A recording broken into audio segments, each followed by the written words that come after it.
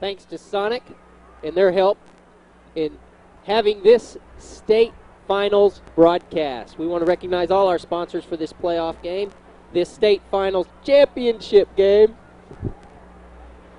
Shawnee Mall, you'll be glad you came.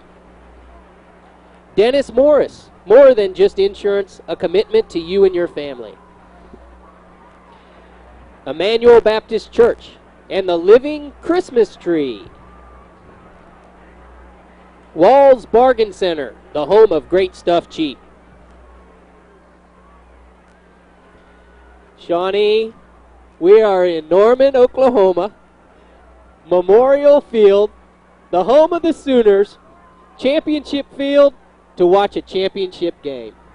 Mark Wright, set us up. First, it was Bixby, Daniel, where we manhandled the Spartans in the first round of the playoffs at home. Then it was on to Noble, where we scored 28 unanswered points in a come-from-behind thrilling victory over the Bears.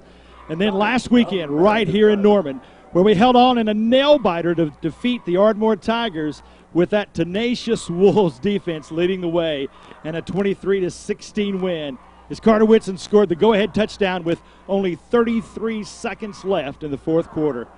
The final stop on the way to that coveted gold ball takes place tonight as the Shawnee Wolves take on Lawton MacArthur for the Class 5A State Championship. Good evening, everyone. I'm Mark Wright along with Daniel Shaughnessy from Owen Field in Norman, Oklahoma on the campus of Oklahoma University. Daniel, it was 30 years ago as the 1973 edition of the Shawnee Wolves put together a very impressive, successful effort and came away as state champions, defeating Miami 41-14.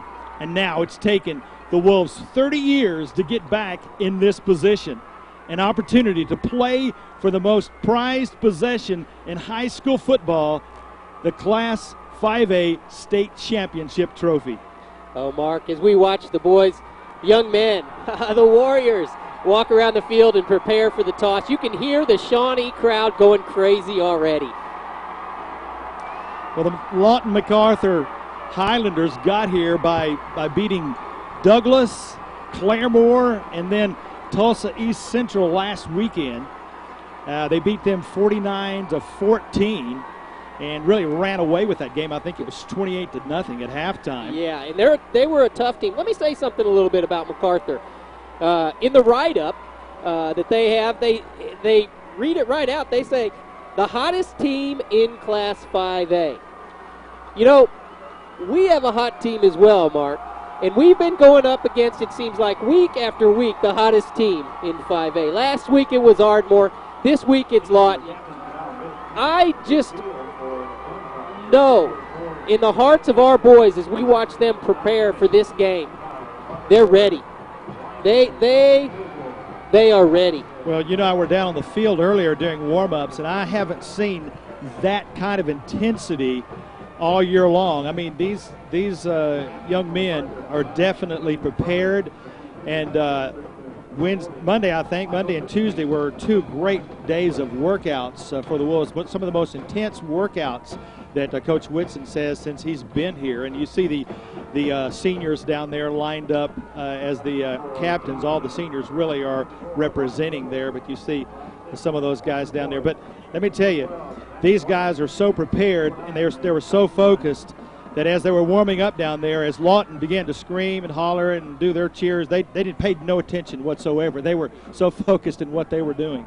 That's exactly right. And as they even go out for the flip, as they have been over the past playoff games, the seniors are all going out, leading this team, and they've been leading this team to victory. And from day one of practice this year, Coach Whitson has said this team will go as far as these seniors will take them. And you know what? These seniors have now led them all the way to the state championship game. Uncharted territory for Shawnee for 30 years. Yeah, it's good to see them finally back in here. We're gonna play a team tonight that Coach Whitson says they have unbelievable speed and are very, very talented. And they talks about some of the offensive scheme and how deceptive they are. But I tell you what, that stalwart and stubborn defense of the Wolves will be tested to the limit tonight. But I tell you, it's the final game, Daniel, for these seniors, and they intend on finishing what they started back in those 100-degree days of August. and that is a state title for the Shawnee Wolves, and they're just about ready to break that banner. When they do, the fans are going to go absolutely wild and nuts here at Memorial Stadium. We've got a great, great crowd, even more than we had last week, and I'm telling you, it's pretty cold outside, but our fans are here. They're ready to support these Shawnee Wolves, and I'm so proud of the way they have responded as they're just about ready to break through that banner. You see them standing there, jumping up and down, and you might think they're cold, but they're not. They're just excited. The intensity level is at its extreme height. And here they go. Here come your Shawnee Wolves, ready to be state champions. And now, folks, you're listening to our fans, the Shawnee fans, all the way across this stadium. We're going to have a unique look tonight because we've always been on the same side as our players and as our fans. But tonight we're on the opposite side, and we're able to get shots like this for you. The fan response is just phenomenal. Coach even talked about it all week long, how proud he is of his players and how the players all feel like the community is behind them because of fan response like this. Talking about the seniors, there's talk amongst themselves in the locker room, and they're saying that their dream this year was not just to make it to the state finals, but to win the state finals. They want to see it happen. They're envisioning it happen. They want to get out and get a quick score, and on defense, they want to shut down their speed, Mark. Well, I was at the pep rally last night, Daniel, that was held downtown in the Coliseum there, and it was the electricity in the air as Coach Whitson talked a little about the 73 state championship team and recognized them. And I was sitting right behind those guys, and you can still see the pride in their eyes as they sit there and watch those younger players down there, and they know what it's like. They've been there. They know that same feeling and of just the electricity in the air as we are ready to set to kick off here tonight. You see the kickoff team coming out there, and we're just seconds as getting this game underway. We'll be receiving the ball. Lawton Mac will be kicking off, and you see Joe Collier back there along with, as soon as he turns, I'll tell you. Looks like Lamar. Lamar White, okay. Folks, we're way up here.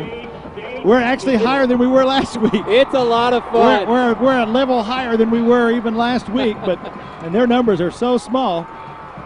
You know, Joe looked at us today while we were down on the field this evening just before the game. He said, "This is my last game. I'm going to bring one back. Let's see if he can do it." And there's the kickoff. It's really a short, high kick, taken at the 20-yard line, and number 12, Zach Wallace, takes that ball back, and he really gets nowhere on that as he has stopped there for practically no gain. That was a very high kickoff. It really was. He had to wait for that ball to come down, and you're right, he didn't get a gain. There was good pursuit by the quick Lawton MacArthur team. They call them the Highlanders. Those Highlanders, I know from the Scottish films I've watched, they like to run. Well, they are fast, and we're going to see just how quick they are tonight. Carter Whitson goes in shotgun formation to set it up here tonight. First play from scrimmage, your Shawnee Wolves. Carter wants to throw the ball, and then there's a flag.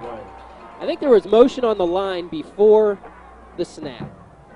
Set up this offense for you. Zach Howard, the left tackle. Justin Thompson, the left guard. Jake Simpson, the center. Brian Little, the right guard. Anthony Harry, the right tackle. Walter Boyd, your tight end. Zach Wallace and Antoine Cudjoe, your wide receivers. Quarterback Carter Whitson. The fullback Cody Lyles, and Mark McLean, the tailback. And I'll tell you, Mark, last week in the trenches, the boys were big. Brian Little probably had the best game of his career last week. Let's see how he does this week. 5-yard penalty against the Wolves. And Carter keeps the ball, pitches out, and we've got some running room out there as he gets all the way down to the 39-yard line. That's Lamar White. Lamar was out there on the wingback formation and a 23-yard pickup. So we've got a little bit of speed of our own that we need to show these Highlanders. I'll tell you what, the Wolves offense feels like they found some things off of the film in which they see the outside pitching in too close of Mac. They come in hard down the line, and they think they can push them out just like they did and cut it upfield. I haven't seen that play very much this year at all as we pitch the ball out there to the outside. Carter Whitson Wants to throw, takes the ball, keeps it, runs. Picks up a couple of yards before he stopped there. That's one thing that the coaches are confident. They're confident that the blue-collar ethic of the Shawnee Wolves could move the ball against these quick Highlanders. Put some muscle on them, move them out of the way. That'll be 2nd down and 6 now for Shawnee. Ball spotted at the Wolves' 42-yard line. Carter Whitson in the shotgun formation. 5 wide receivers. Looks like they jumped off there, but Carter has a little trouble there. Well, they were coming in a hurry, and I don't see a flag there, but the outside linebacker, defensive lineman came in a hurry there. You see big number 40 there. You want to say that name for Michael Pushke. Michael Pushke plays both offense and defense. He's a tight end on offense, and he plays linebacker there. One of the best linebackers in the state of Oklahoma, some say. And they've actually got 6 men going both ways on offense and defense, Daniel. They have a lot of athletes on their team. Not much of a gain there. 3rd down and 6 now. Our first 3rd down coming up. Whitson wants to throw the ball. He's covered up, and the receivers are covered up as well as they take care of business against our wide receivers, and he has nowhere to go with it there, so he has to just keep the ball and actually loses a couple of yards. Wolves will have to punt on their first possession. It didn't look like it was anything that was unexpected. They were dropping into a man coverage, and they were bringing those ends in quick. We'll have to see on the next possession what the Wolves do to handle it. See Coach Brent Woodson there on the sideline. Jason Bourbonnais on to punt the ball for the Wolves, standing at his 35. Gets a not too good of a punt off. It's kind of a line drive, and it's taken there on the 25-yard line. That looks like Cody Lyles and Will Thompson in on that stop. Good hit. 35 yards on that punt by Jason Bourbonnais, and now the Highlanders.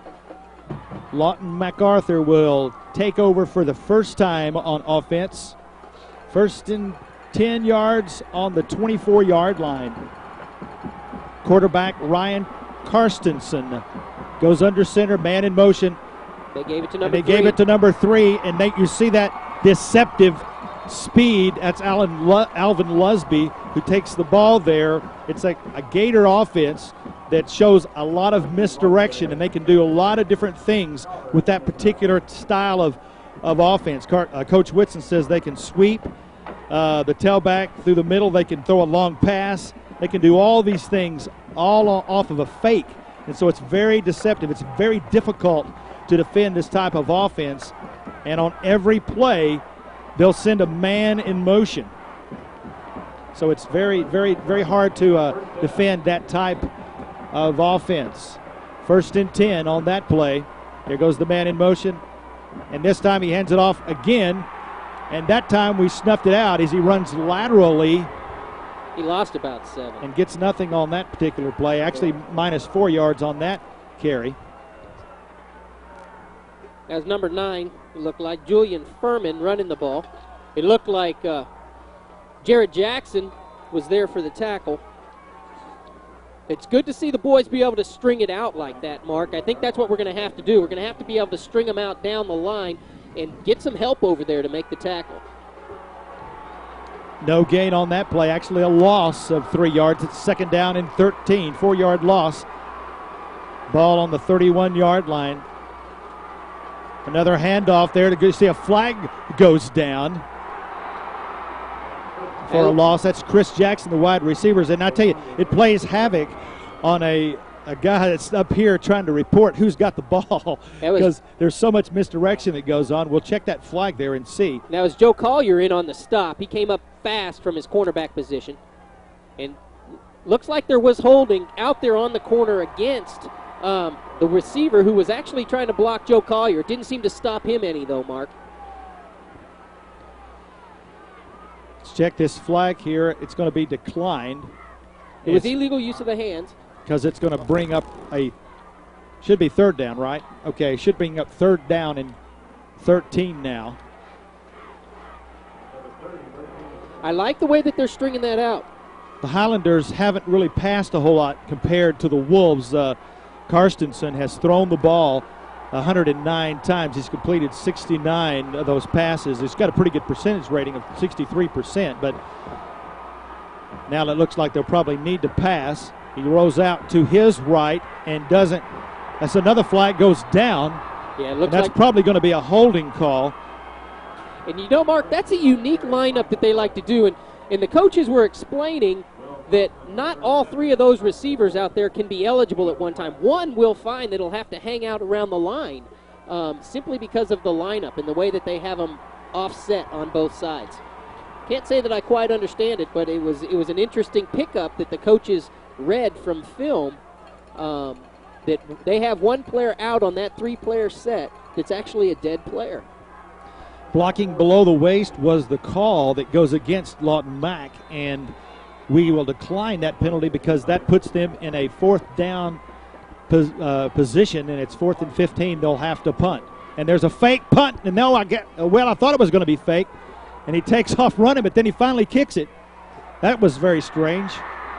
Very strange indeed, as Joe Collier fights to get back some yardage there. 36 yards. Did you think he was going to run with the ball? It looked as though he tried to run with it and then saw maybe he didn't have an opportunity to do anything with it, so he finally kicked it. You're exactly right, Mark. We want to thank our sponsor, one of our sponsors, Sonic, the Shawnee Sonics, and all their help in making this broadcast possible for you, Shawnee, and for us to be able to be up here with these boys and hopefully cheering them on to victory.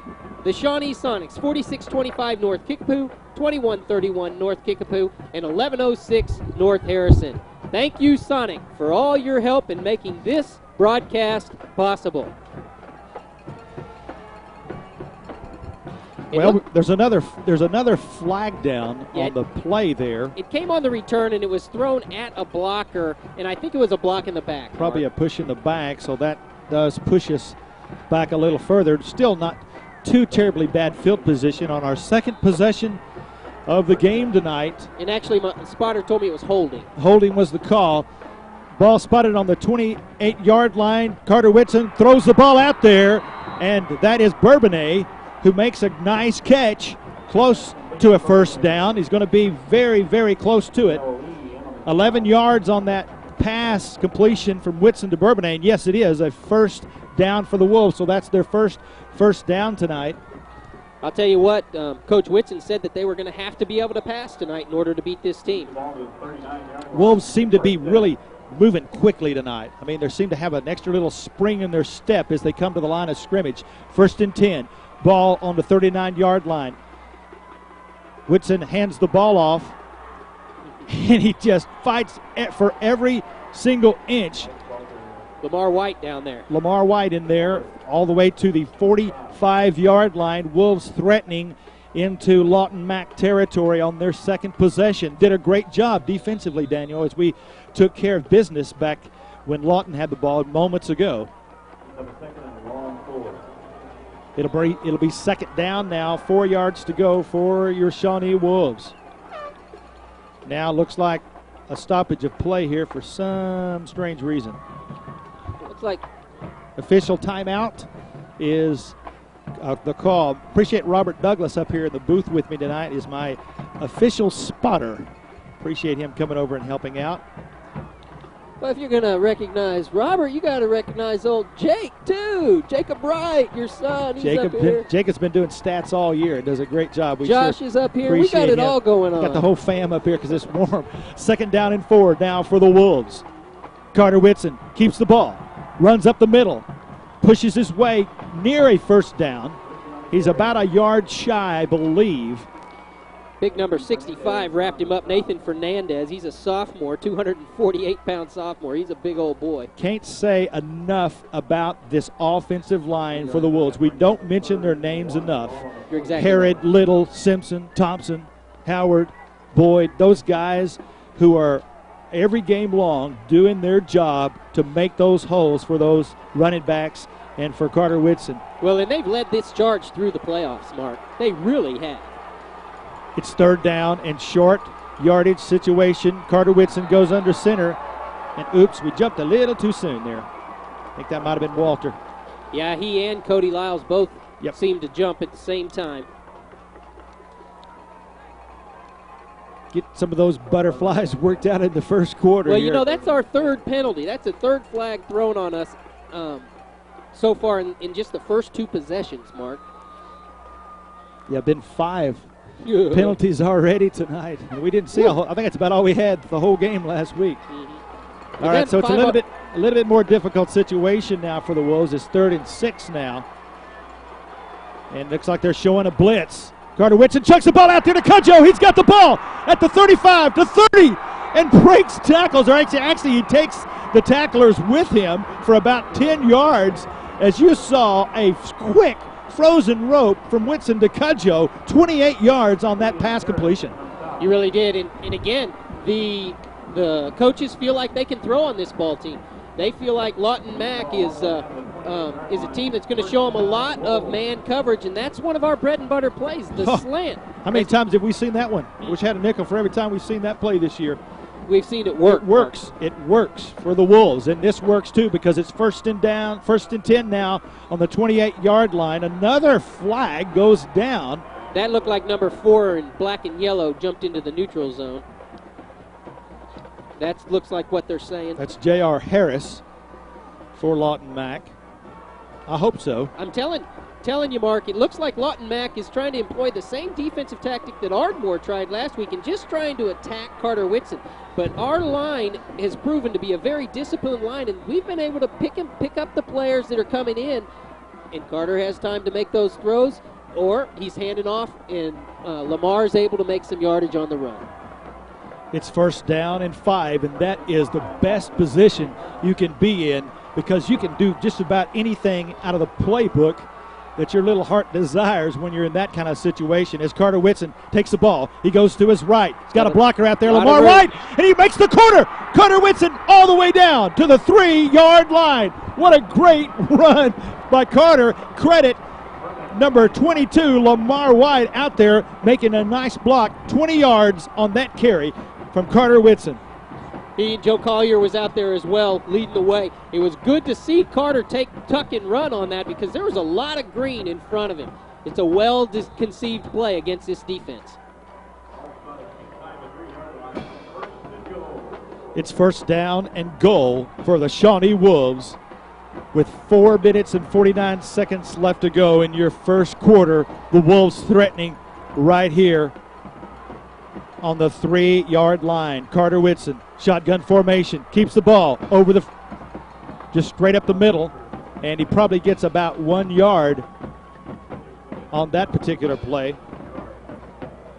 Defense for Mac: Lester Witherspoon, Jamel Cudjoe, Brandon Lusby, David Fernandez, Michael Pushke, David Cooper, Chris Jackson, Kyle Walbrick, Julian Furman, J.R. Harris, and Alvin Lusby.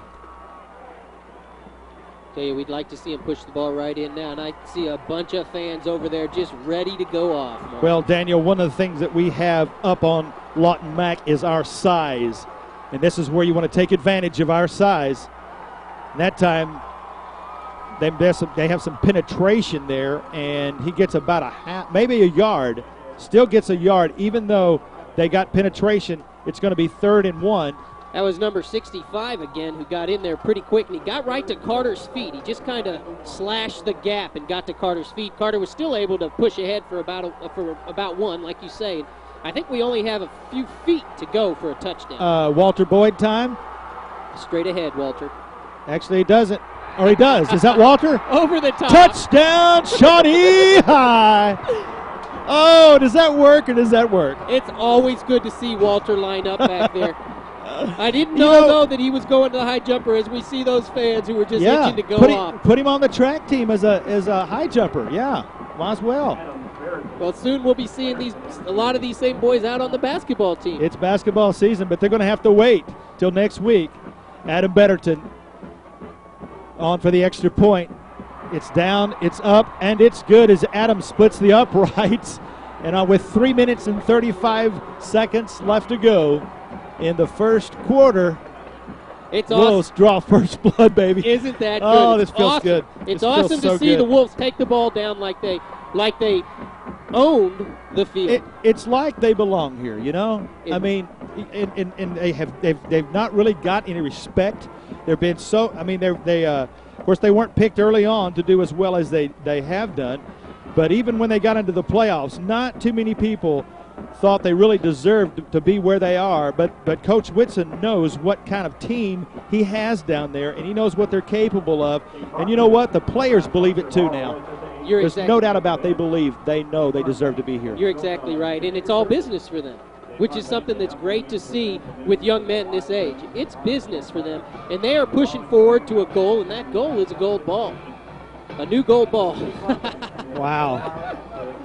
Let me talk a little bit about that blistering loss to Tulsa East Central, 35-7 in that 7th game of the season. Coach Whitson was criticized heavily for some comments that he made way back then when his team played. You remember that. He talked about how the offensive line was getting whipped and the defense was not tackling well. He was vilified in the Tri-County Speak section of the News Star and much maligned for telling it like it was, Daniel. And he said that they just didn't fight. They got whipped, and he shared his disappointment. Well, now I want to say to all those fans that were critical of Coach Whitson's truthful comments, look where they are now in the state championship. As Felix Banjo kicks the ball off, and it's taken there on the 15-yard line.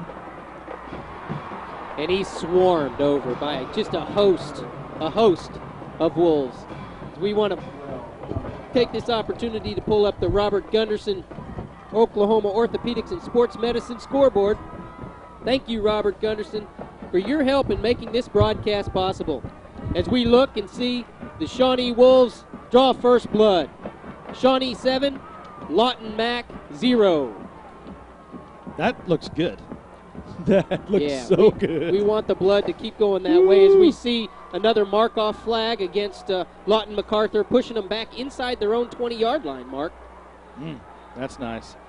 Starting lineup for Lawton Mac. Julian Furman, number 9, the wide receiver.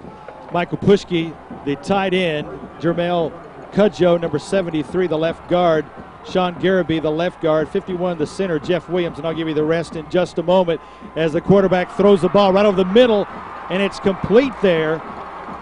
And that's number 3 who catches that ball for Lawton Mac. Alvin Lusby. He's been the one to credit for the first 2 plays of any substance from Latin Mark. He opened the first play of the game with an 11-yard scamper, and he just caught that for another first down. He wasn't listed as the starter here on my starting lineup, and I'll get to the rest of that in just a minute as Ryan Karstensen, the quarterback, who just made that pass completion, comes to the line of scrimmage. Another misdirection play as number 6 gets the ball around the left side there, and that's Megale Lee. They're running in a lot of different players there. Kyle Walbrick, number 10, the wide receiver. Chris Jackson, number 5, the other wide receiver. And then I didn't mention the right guard, Nathan Fernandez, and the right tackle, Jacob Russell. Lester Witherspoon, number 22, is the running back. But they're sending in a lot of different players and a lot of different formations. Ryan Karstensen, the quarterback. And the fullback takes the ball over the middle. And gets near the 48-yard line. They're showing a little bit of movement now on offense there. They really are. They're going in every other direction, Mark. They really have them scattering. I can understand what they're talking about, making it hard for the defense to tell where that ball goes, because they really have people going in every direction in that backfield, and they're all quick. Ball 1st and 10 at the 48. Chris Jackson that time carries the ball.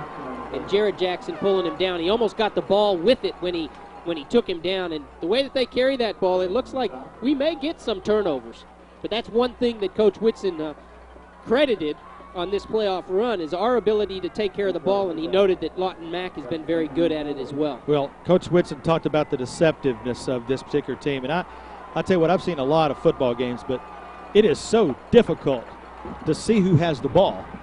I'm telling you, they are just scattering around there, and he does such a wonderful job of faking the handoff and deceiving.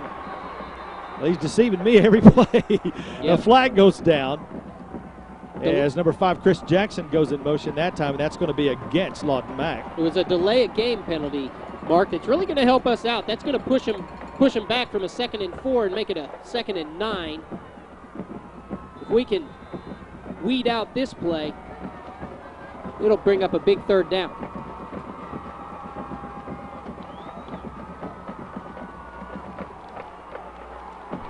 Okay, it's 2nd down and 9 and now for Lawton Mack. And Karstensen wants to throw the ball, and it's knocked down. I couldn't see who got their hand on that. Daniel? I didn't see who got the hand on it. It might have been, it was Chicago Heron who almost intercepted it. And you know, it might have been David Holmes, it looks like, who might have got that hand on it. Well, Brandon was in there as well, though. Karstensen, the quarterback, is only 5'11", 153 pounds. He's not a very big fella, junior quarterback. So with some of those big fellas on the line there, it's a very opportune time for them to knock that ball down. People like Chris Brannon, who towers over him. Karstensen keeps the ball around his left side. Gets close enough to a 1st down. I believe he's probably going to make that. Coach Whitson is really upset. Yeah, we didn't contain them that time at all, as they were able to get quickly to that left side and make the corner cut and get enough for the 1st down. 1st and 10 now on the 40-yard line, the Wolves' 40-yard line. We cannot get back on our heels now. We really have to continue to attack, just like we did on that 1st drive. Pushke out here at the bottom of your screen, one of the wide receivers. And that time they fooled us all the way. Big time, fooled us that time. Number 9, Julian Furman. Yeah, Furman went all the way in motion, took that ball, and found some open running room there, and that was a big 40-yard run by Julian Furman to tie this game. Well, here comes the extra point to possibly tie the game. You can't let him get out there in front of you, because you're not going to catch him, it looks like. They do have the team speed. There's no doubt about that. And already they've tied this one up with 1 minute and 17 seconds left to go in the 1st quarter. With 1:17 left to go in the 1st quarter. We're all tied up at 7. Wow. Man, they can strike quickly. That was and you know, you're vulnerable when you go down and you score. You want to get the opposing offense off of the field as quick as possible. But Lawton Mack really put together a good-looking drive there. And hopefully we can just turn it around and do the same, just like we did a moment ago. Yeah, that was pretty impressively a pretty impressive drive for Lawton Mack, as we weren't able to stop him there. A couple of penalties actually went in our favor, but the big run there, the 40-yard run by Julian Furman, was the nail in the coffin on that particular series. And we want to thank the Shawnee Mall, state finals playoff sponsor. In fact, they sponsored us throughout this entire playoff run. We want to thank all the workers out there at the mall that do such a good job in providing an environment for us to be able to go and enjoy some great holiday shopping. Get out to the mall. You'll be glad you came. You know, last week, all 4 of Lawton Mack's touchdowns came on plays of at least 27 yards. So they know how to score on the big play there. They really do. We want to show the score, Mark. There it is, Robert Gunderson's scoreboard. We sure are grateful to Dr. Robert Gunderson. Our scoreboard 7-7 with 1:17 left to go. Thank you, Robert Gunderson, for sponsoring Shawnee Wolves football. As we're set to kick off here now this is Lawton Mack's first time to kick the ball after they've scored now. And another real high kick goes to the 25-yard line as Carter Whitson gets nowhere. And, you know, they kick that ball up there so high that it allows their defenders to get down there and cover that ball about the same time that the receiver catches the ball. Yeah, there can be a few adjustments made in our blocking scheme for that if they continue to do it. We should be able to pick up a little bit of yardage, but we're getting the ball in good field position with kicks like that anyway. Assuming he kicks it to the goal line and we run it back, that's a pretty decent run back, wouldn't you say? 26 yards. So we're set up with pretty decent field position after the kickoff. 1st and 10 now for the Shawnee Wolves on the 26-yard line. Whitson pauses there, and that caused the collapse in a hurry. And I'm not sure exactly if they were just covered receivers, but I've never seen him quite stand there. I'll tell you what happened. He actually was faking a handoff, Mark. Lamar went one way, and Carter thought he was coming in front of him. It never happened. Okay, exactly. Busted play. So a loss of a couple of yards on that busted play. It'll be 2nd down and 12 now for the Wolves.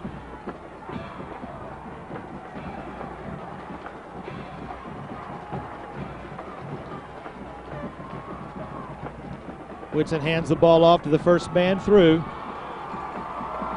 And he gets at least the yardage that we lost back.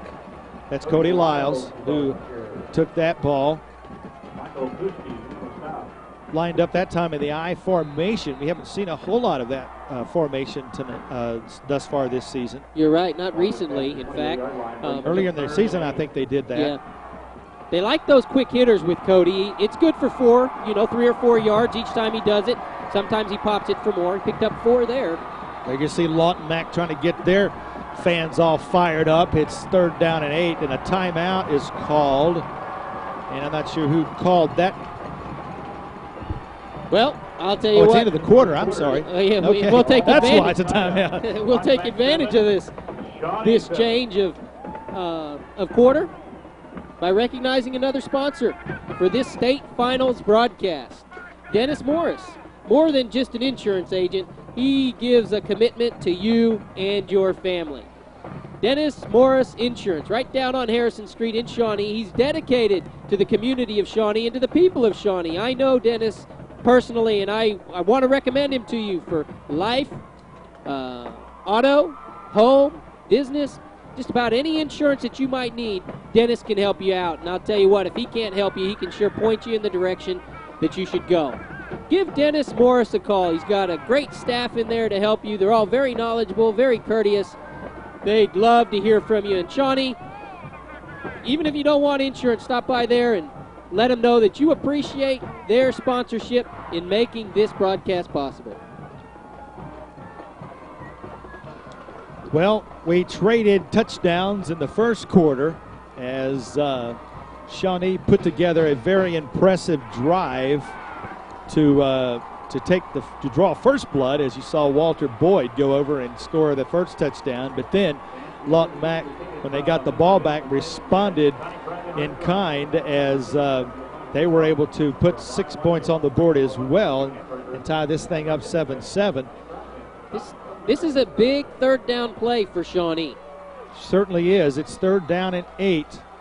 And Whitson goes into shotgun formation, tandem receivers for the top and bottom of your screen.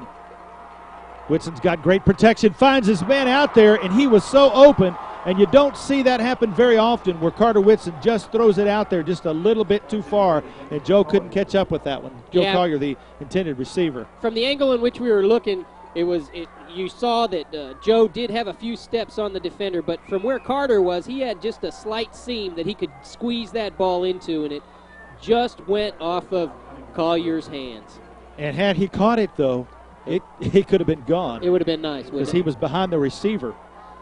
Could have had nothing but an open field to run to. Bourbonnais on now for I believe that is his 2nd punt.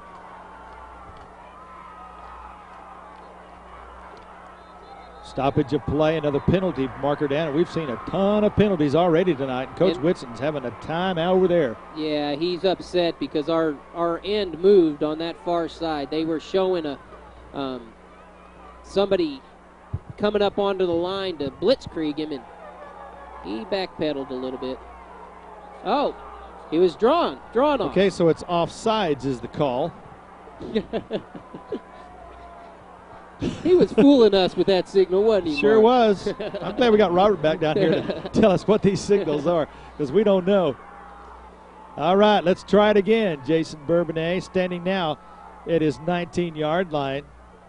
Nice snap, plenty of time to get away, a pretty decent punt. Takes a great Wolves bounce as the intended receiver came up for the ball and then just backed away in a hurry. So it ended up being a 36-yard punt, which is about his average for the year. And we want to take this time, Mark, to recognize Emmanuel Baptist Church, who have come on for this state championship game to sponsor this broadcast because they know how important these kids are. And we have a special happening over at your church. Emmanuel's your church, isn't it, Mark? This Sure. is the Living Christmas Tree. Tell us a little bit about that. Sure is. It'll happen on the 12th, 13th, and 14th. That's next weekend. It'll be Friday and Saturday at 7 o'clock. And then on Sunday night at 6 o'clock, I want to invite everyone to come out. If you've never seen one of our living Christmas trees, you'll be very impressed. A lot of lights, and the choir stands and sings on the tree. We'll have a full orchestra there, and it'll be a great way to set off your Christmas celebration and make everything just ready and special for Christmas. I want to invite you to come out. Well, thank you about that. And I remember the first time I went to your living Christmas tree, and the people all kind of file up and walk down small alleys and get in place like they're ornaments on the tree, don't they? It's fun, yeah, it really is.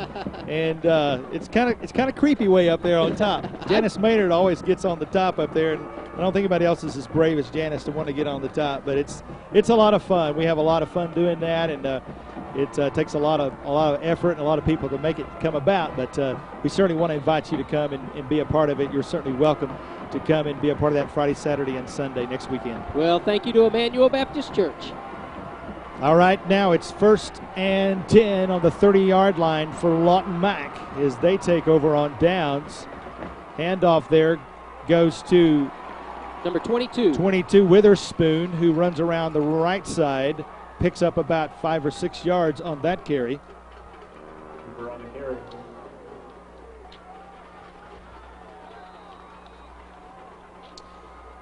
Nice gain by Witherspoon. 2nd down and 5 now. And I'm telling you, every single play, they're bringing in fresh players and probably keeping those guys fresh there. 2nd down and 5. There we go. And there's some more movement. Flags there goes. Barrett Gilly. As Barrett Gilly comes in and makes a nice stop. The ball carrier, but we have a flag on the play. Gilly was on the stop. Megale Lee with the ball. It's going to go against Lawton Mac. Actually, Barrett was able to take advantage of that penalty and get across there, and would have given him even a little more of a loss. So we'll get to replay 2nd down, it looks like. That was Lawton Mac's 4th penalty tonight. So now it's 2nd down and 10 as we push him back 5 yards.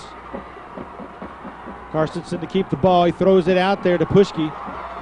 And I believe he makes the completion. Yes, he does, and that's good enough for a 1st down, or at least he's close to it, I believe.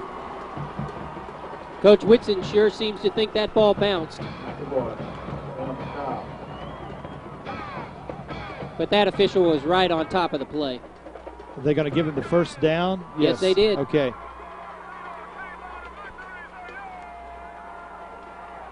Pushke is their number 40, the tight end, the primary receiver. He's caught 23 passes this year for 309 yards. That time the handoff up the middle there to Witherspoon. Witherspoon bouncing his way down across midfield into Wolves territory down to the 44-yard line. You see how deceptive he can be when he's got that ball. Witherspoon is their leading rusher. He's got 894 yards for the year on 144 carries. He's got 9 touchdowns. 6-yard average for Lester Witherspoon, the 6-foot senior. A real deceptive runner. He hit that hole quick, but then bounced outside when he saw it was closed. 1st and 10 now. Hand off to that man around the end there.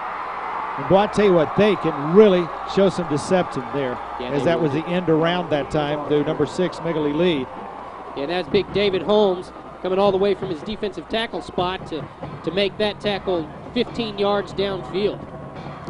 18 yards on that. It looks as though almost every play is like an end around or something, you know? Yes, it does. And it's just so difficult to stop that. The Wolves are just going to have to settle down and play their lanes. 1st and 10 now for Lawton Mack on the 27-yard line. That ball is right on target to number 3, Alvin Lusby, but he's not able to hang on to it as Carter Whitson's right there on the coverage. But that ball was actually right there on the number, but he didn't make the catch. And so it'll bring up 2nd down now and 10 for Lawton Mack. They have the Wolves defense, it seems, on their heels, looking at all the action that's going on in the backfield. Quarterback keeps the ball around the left side, gets nowhere as he runs laterally, pushed out of bounds. You see Chicago Heron, one of the players down there, along with Bedwell. Yeah, Chicago Heron really strung that out well around that end. That puts them in a big 3rd down. This is big for our boys because they're in 2-down territory. They have kicked a 45-yard field goal this year, and that's about where they are now, about at a 40-yarder.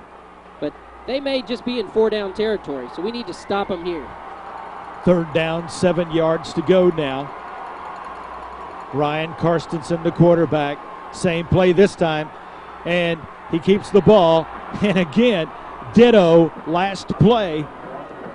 Trying that. They must see something out there that we're not seeing. Looks and like it's not one of working. our boys are down, and that may be Chicago Heron. That's something, Daniel, that we have been relatively free of this year. Thankfully, that we haven't had a whole lot of players down. I believe that is Chicago. Yep. That's down on the field there, and we can ill afford to lose that quality of a player as he just flies to the football. You saw him make the tackle on the previous play, and that play as well. Well, and when there's so many bodies flying out that direction, it's very easy for someone to roll up on your leg or clip you a little bit. And Chicago's down, and he's in pain, but he is moving.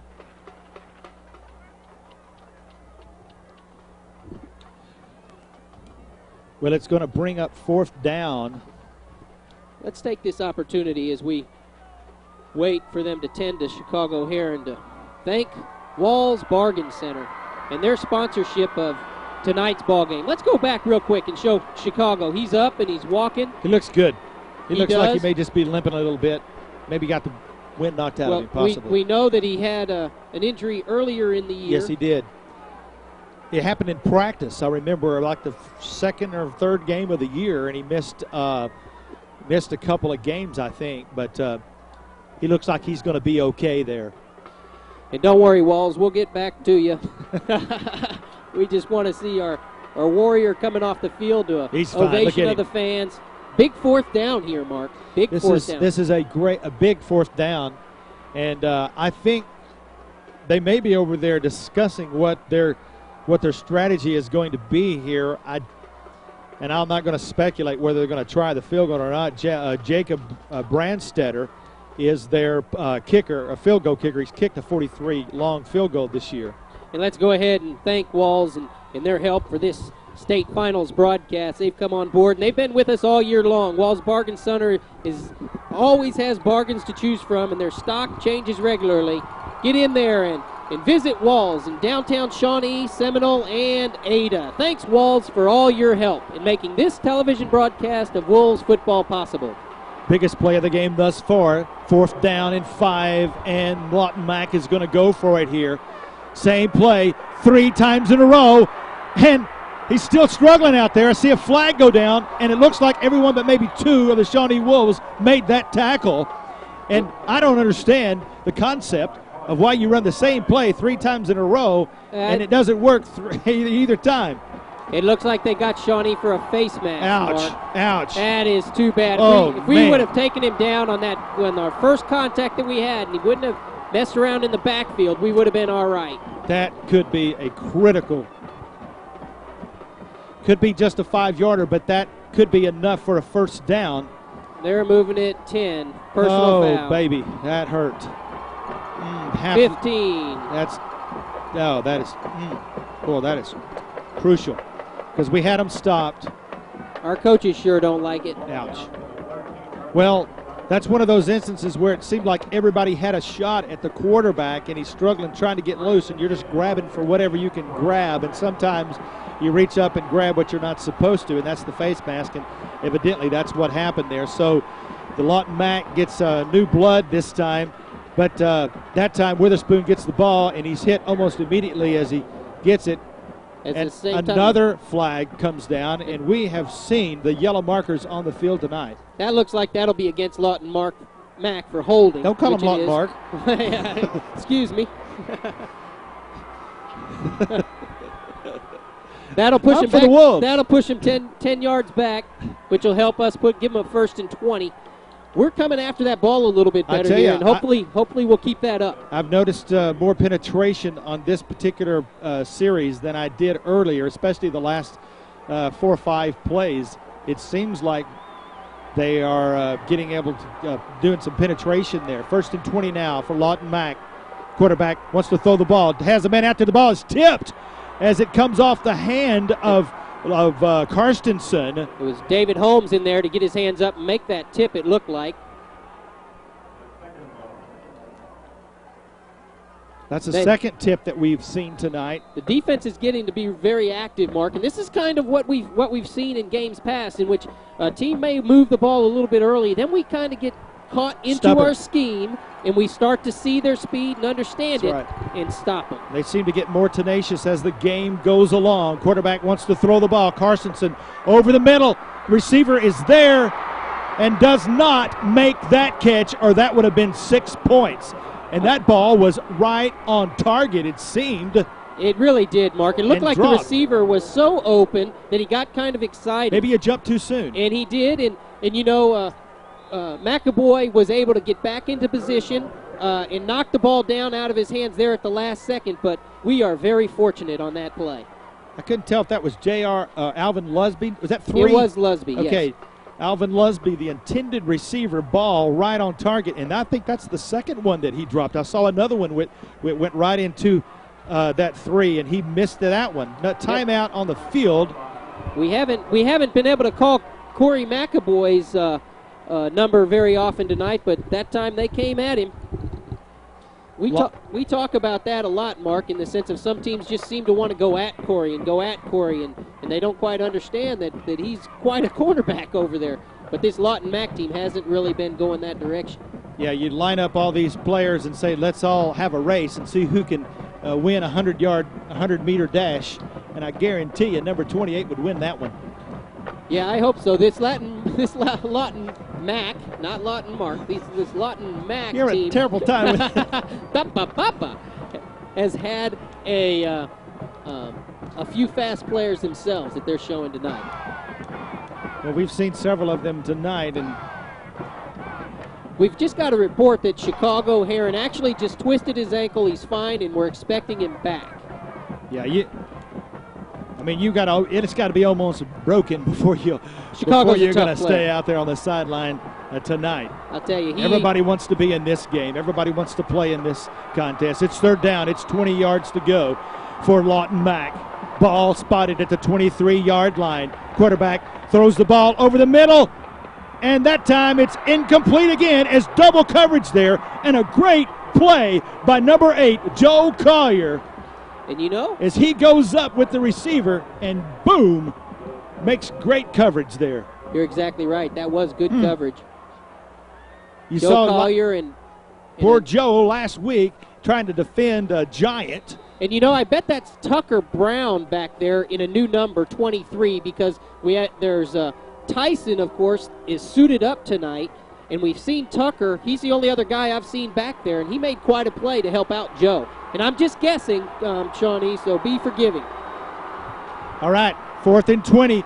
Quarterback wants to throw the ball. He does. He's got a man out there, and the ball is picked off as Shawnee Wolf picks the ball off. He's got some running room out there. Gets all the way back to the 36-yard line. Looked like Corey McAvoy. Corey McAvoy as Lawton Mac got a little bit greedy there and decided to keep chunking the ball in the end zone, and every time they throw that ball down there, Corey McAvoy is ready and willing to take the touchdown away from him, and he did, and ran the ball back 36 yards on that return by McAvoy. I'll tell you what, this team is a scrapper. It's a scrapping team. They'll take anything that you'll give them. And what happens was we bent a little bit, but we would not break, and Lawton really played right into our hands by throwing 4 straight passes. 1st and 10, Shawnee Wolves on the turnover, the first one tonight. Big play. Carter Whitson keeps the ball, goes over the right side for a 1-2 yard gain there. And I'll tell you, Daniel, I'm going to say it tonight. I believe turnovers is probably going to be the great fact equalizer in this particular game tonight. Whoever makes the most turnovers probably is going to lose the football game. And we saw it last week against Ardmore, and thus far we've seen 1 turnover now, and we're +5. Actually, now we're +6 in the turnover ratio department for the Shawnee Wolves. 2nd down. Carter Whitson wants to throw the ball. That ball is caught, and it's all the way down to the 37-yard line. No, he didn't. Oh, it's not caught? Oh, I thought he had it. Excuse me, I'm so sorry. I really thought he had that ball. So did Coach Whitson. He thought that he caught the ball, and then he fumbled it. Would have retained possession because it went out of bounds, but Coach, I think, is okay that it wasn't. Okay. Pardon me, I just thought, well, it was a great effort no matter what. I thought he had the ball. It was close. Zach Wallace stretched out there, and you know, after he did that last week against Ardmore in the 4th quarter as we were driving there, he made one of the most spectacular 30-yard catches that I have seen in a long while. It looked just like that one, and I thought he got it again. But it's going to be 3rd down and 9 now for the Shawnee Wolves as we're in a pass situation here. Ball thrown over the middle, and that gun's going to fall incomplete. And a penalty marker down, and that could be a defensive penalty, holding or pushing by the defense. Interference. I'm trying to get it out here. Yeah, I understand, Mark. You know, they call this tit for tat. We gave up a big penalty in our own side of the field to give them a 1st down inside our own 15-yard line, and now it looks like they may have done the same thing, and it is. They've done the same thing on a 3rd down that gives us a 1st down, and they're marking off a big 15, Mark. That's 15 yards on the penalty. And it is pass interference. Pass interference is the call. Total of 12 penalties already tonight in this game. Well, it is the state championship, so the refs got to get their due as well. Just a lot of it. I'm not going to say anything bad about the refs tonight. I got one standing right behind me. I got to be nice tonight about the refs. 1st and 10, and thanks to that penalty for interference, Big Walter. Walters takes the ball up the middle there for a nice gain of about 8 yards on that carry. It's good to see Walter in there moving the ball up the field. I like to see a little bit more of that. Run down their defensive line a little bit. They're quick, but I think that we can move it upfield, straight ahead. Well, if you were to put everybody on the scale on both teams, we would definitely win that battle because we outweigh them quite a bit. And I would hate to try to tackle a guy like Walter Boyd, close to 300 pounds. Walter gets the ball again, and you can see how big he is and how difficult it is to bring down that man among boys out there, number 96, Walter Boyd. I only have 5 words to say. Those 5 words are Howard, Thompson, Simpson, Little, and Herring. We don't give them enough credit. We don't, and really. These guys are opening the hole for Walter. Walter's a big guy, but he's got a hole to run through. He sure does, and I'm so thankful that we have that kind of size down there to blow that line off the line of scrimmage. 15 yards on that carry by Walter Boyd. It's 1st and 10, Shawnee Wolves on the 27-yard line. Wolves threatening again, almost into the red zone. Carter Whitson, shotgun formation, keeps the ball. Gets to the 25-yard line to pick up a 2 or 3 on that carry. And I think this is the type of football game that we'd like to see. We'd like to see us be able to pick up some shots in the air to open up our running game so we can control the clock and keep their speed off the field. Wear them down with the running game. It's kind of been one of those smash-mouth football games thus far tonight. A lot of fun. Just down in the trenches. 2nd down and 8. Walter Boyd in the backfield along with Lamar White. Keeps the ball tries to throw it there and is hit about the time that he lets the ball loose, and I believe that was Zach. Was it Zach Wallace that was the intended receiver? I don't know. That ball hit the ground so quick. I can tell you it was Lester Witherspoon who really laid the boom on Carter. It's good to see Carter get up unscathed from that. I think it was Joe Collier, actually, who was the intended receiver, but Carter was rushed that time. Brings up another big 3rd down and long. 4-down territory, more than likely, though, for the Wolves. We actually have the wind in our favor here tonight. The wind's out of the north. Last week was strong out of the south, and it's picked up a little bit now out of the north. You see Cudjoe going in motion there to the left side. Whitson wants to throw the ball. Does. Zach Wallace has the ball. Touchdown, Shawnee High. He just trotted into the end zone. Carter threw that on a rope right through the seam. You had 2 Lawton Mac players diving for it. It's almost as if they crisscrossed, and Wallace was on the other side. Wallace he could have walked in from the 10-yard line. Good pass, good catch. Toss and catch, Mark. They made it look easy. They really did. 35-yard toss, catch from Whitson to Wallace. We've seen it all year long. Adam Betterton for the point after try. That time it's no good. I'll tell you what, even with that miss, what happens is a turnover, interception on the 1-yard line, and we turn it into points. That's a good sign. We don't see that very often from Adam, but that was a good-looking drive by the Wolves. Again, mistakes from Lawton MacArthur. Interception, long 3rd down. We get a penalty for 15 yards, giving us the 1st down. Give the ball to Walter Boyd a couple of times. Great pass to Zach Wallace, and we're in the end zone.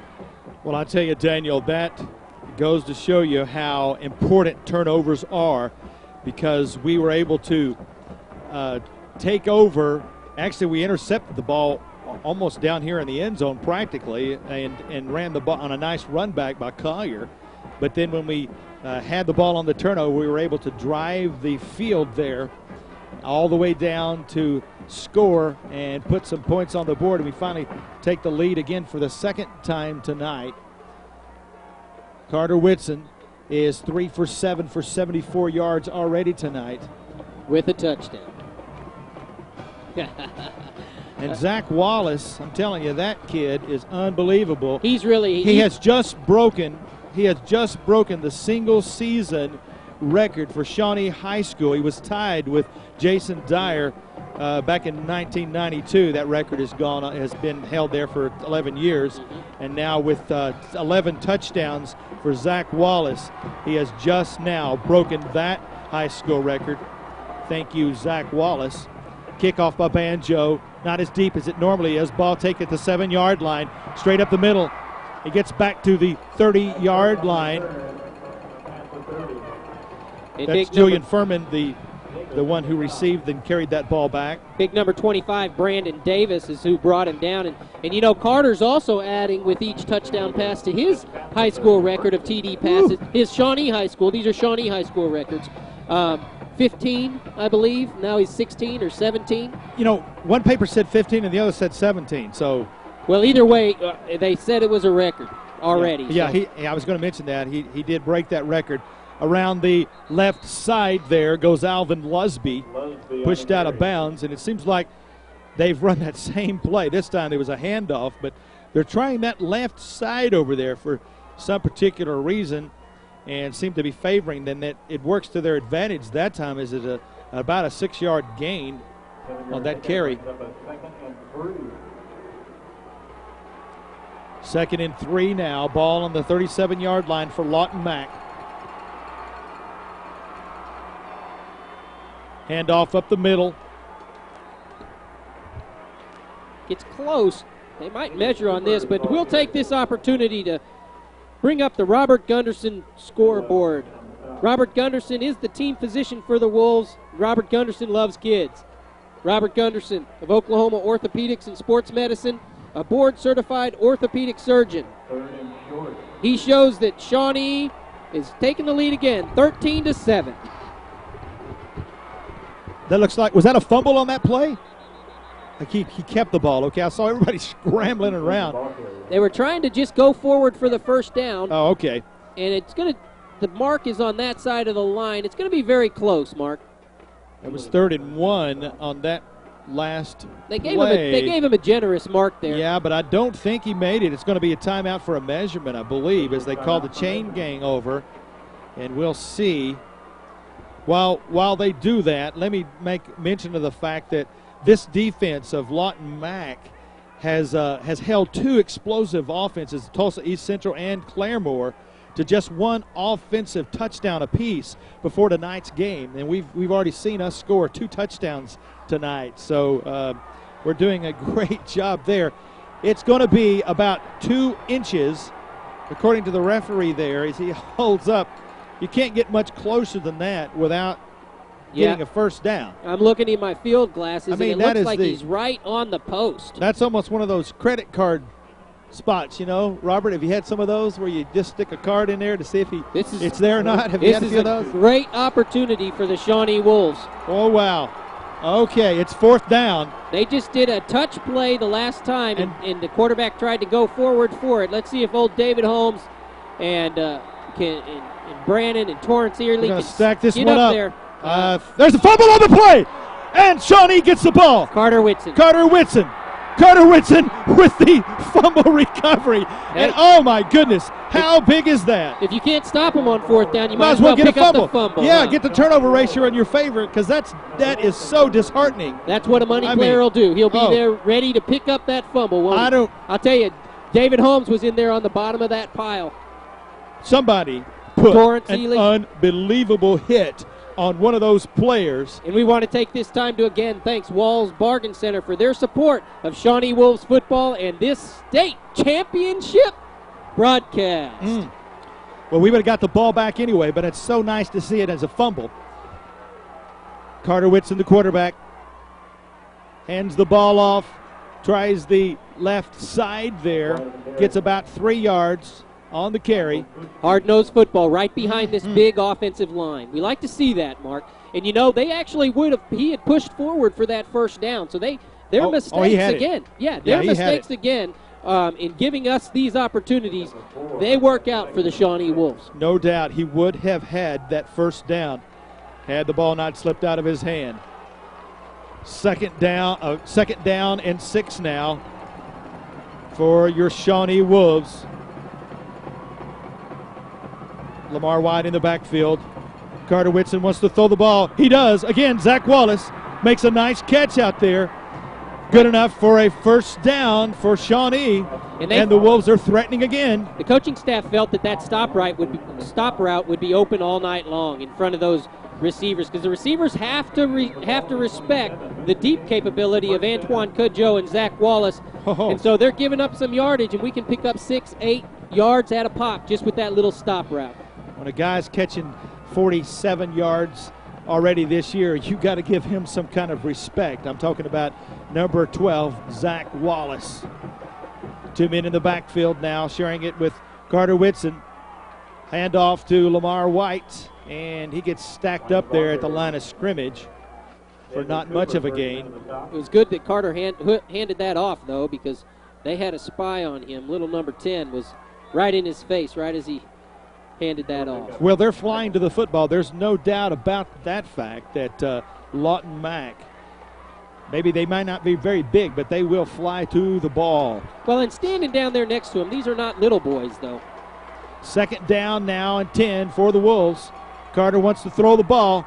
Got his man Cudjoe out there. Cudjoe makes the completion, breaks a couple of tackles, but only gains about 4 yards as he gets close to the 22-yard line.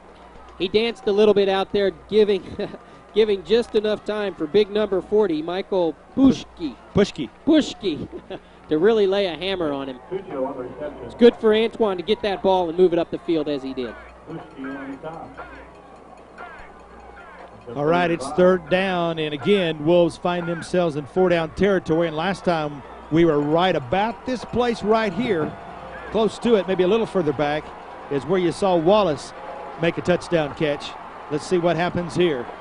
Whitson goes under center.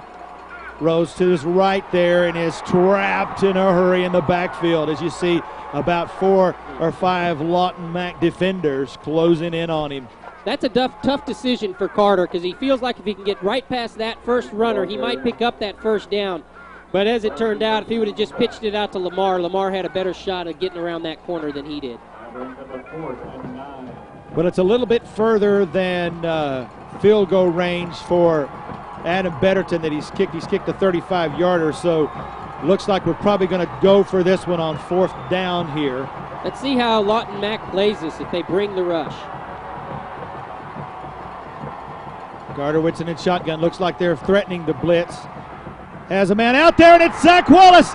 And it's going to be pass interference, but it doesn't matter because Wallace makes the catch at the 11-yard line. You know, Wallace is using his body very well against number 3, Alvin Lusby. It just looks like he's able to get into the position that Alvin's not.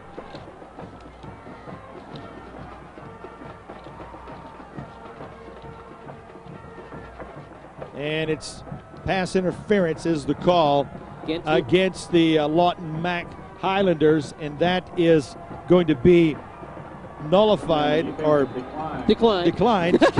I look for these words and they just don't come sometimes. I think this referee behind you is kind of intimidating. He is. 13 yards on that pass and catch from Wallace, from Whitson to Wallace. It's 1st and 10. Into the red zone go your Shawnee Wolves. Ball's on the 11-yard line. Handoff up the middle. And he's stacked up again. Boy, they are certainly flying to the football and stacking that up as Lamar White doesn't get anywhere on that play. Yeah, that was really tough. We're counting down to the end of the first half, and it's good to see the Wolves in 4-down territory down here to get some points just before halftime. We need to score here. It's 46 seconds left to go. And we want to thank Sonic, our great sponsor here, who has all year long helped us sponsor the games, and Sonic on North Kickapoo, and also two on Kickapoo, 4625. That's out near the mall, isn't it? Yes, it is. And then the other one there near OBU, and then the one that I always like to go to is the one there on North Harrison. And tell me again, what do you like to get when you go there? Well, I'll tell you what I got last night. Okay. Last night I got a hot chocolate. It was good. Well, right that's after. Boring, man. No. It was hot. It was cold. Did you get any cherry in it? No. Or vanilla? I got the peppers. You know, the little peppers, the cheddar peppers. Oh yeah, because it was right after the parade, and we had some time before we had the pep rally, and so the wife and I went over there and had some hot chocolate. It was nice. You were with the wife. That explains it. I was with the wife. That explains it. Okay, yeah. Sonic, we thank you. We do thank you, Sonic. All right. And it's 2nd down and 11 now. 46 seconds. Wolves need to play clock control tonight.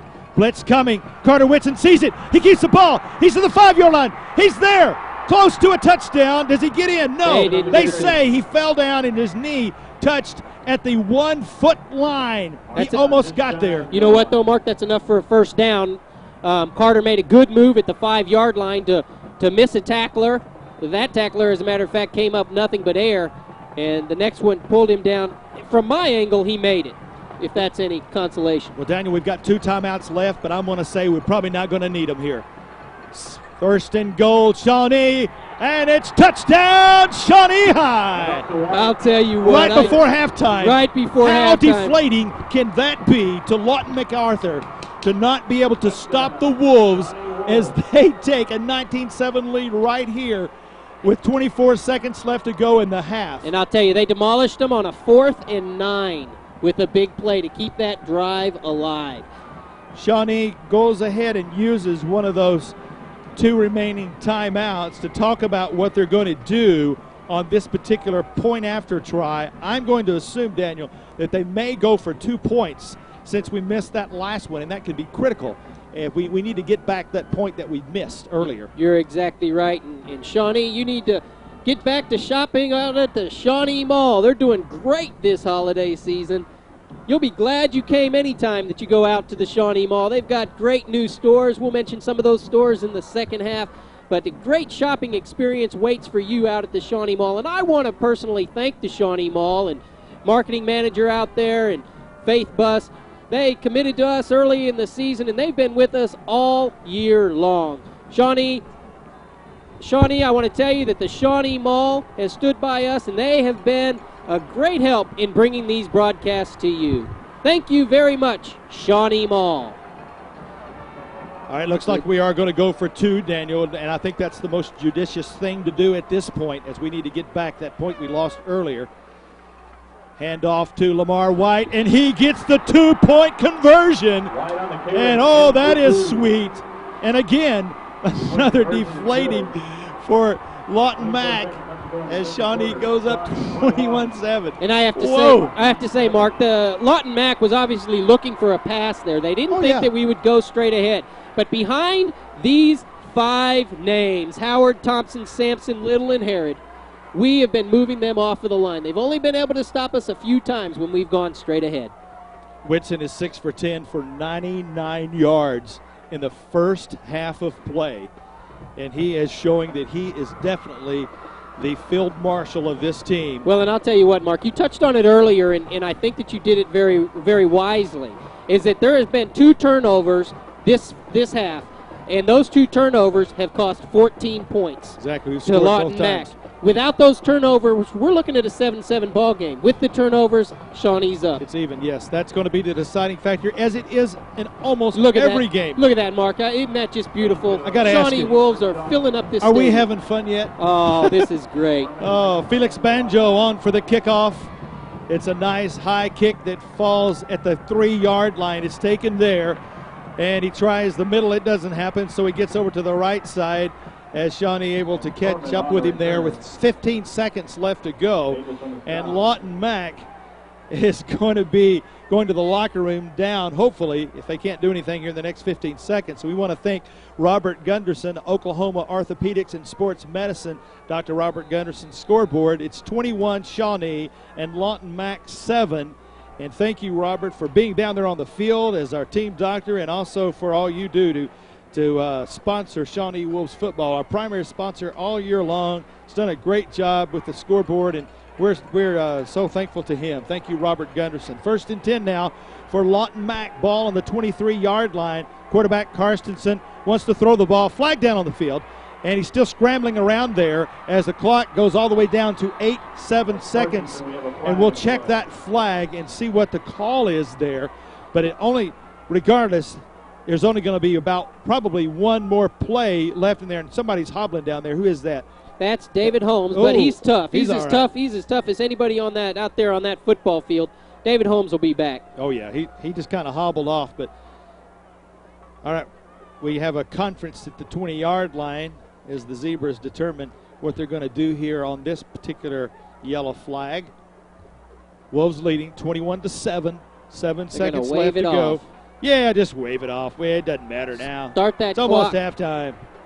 Let's go warm up. Let these guys out of the cold out there. But you know what? I bet not too many of them are thinking about how cold it is out there right now.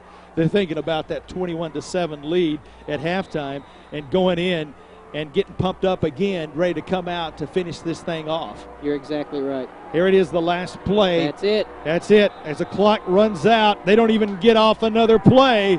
And your Shawnee Wolves go into halftime, into the locker room, with a 21-7 lead over Lawton Mack.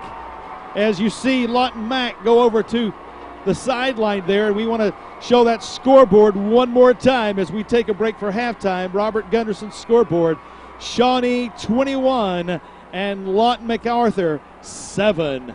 And we'll be right back with the pride of the pack, Shawnee. Stay tuned.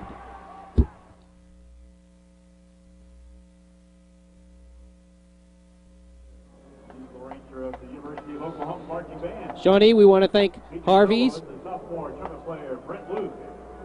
for stepping in to this run into the state championship and sponsoring this broadcast. Jason O'Connor, we want to give you thanks, man, give you props. I know that with the new star, you used to like to ask trivia questions, so I want to ask, what former Shawnee High School football standout was a 2-time state champion in wrestling? We'll be back after the pride of the pack with the answer.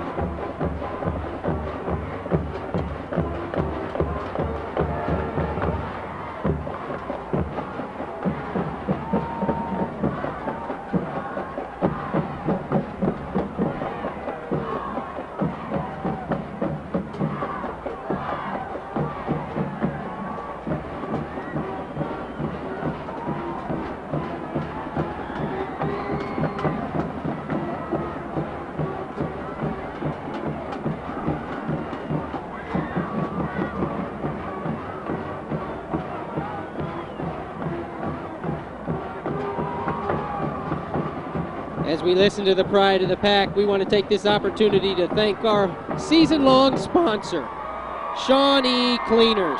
At 707 East Independence, Darcy and Dwight Yancey always offer smiles and a quick service. Shawnee Cleaners has weekday, same-day service and drop-off service on Saturday and Sunday. Shawnee Cleaners has a laundromat available as well. Thanks, Dwight and Darcy and everyone at Shawnee Cleaners in helping make this television broadcast of Wolves possible. We also want to thank Trianary and Associates. It takes a special person to reach outside their home community and help another get a special TV broadcast just like this one. Lloyd Trianary and his staff at the Oklahoma City accounting firm of Trianary and Associates are special people. Lloyd helps his Shawnee clientele with expert advice and accounting practices, as well as generously supporting this broadcast. Lloyd loves Oklahoma football. His office is a showcase of awards and personal notes from some of Oklahoma's greatest players and coaches. Thanks, Lloyd Trianary and Associates, for sponsoring the 2003 edition of Shawnee Wolves football. And here we go. Did you have time to think of the answer to this halftime Harvey's Inc. trivia question? By the way, if you need to buy a new car, go on and talk to Jason O'Connor at Harvey's. What former Shawnee High School football standout was a two-time state champion in wrestling? The answer? Darian Gordon. Darian won state wrestling championship as a sophomore and as a senior, and of course he went on to have an illustrious professional career, getting 2 Super Bowl rings as well. Thank you, Harveys, and all you've done to help make this broadcast of the state championship game with the Shawnee Wolves possible.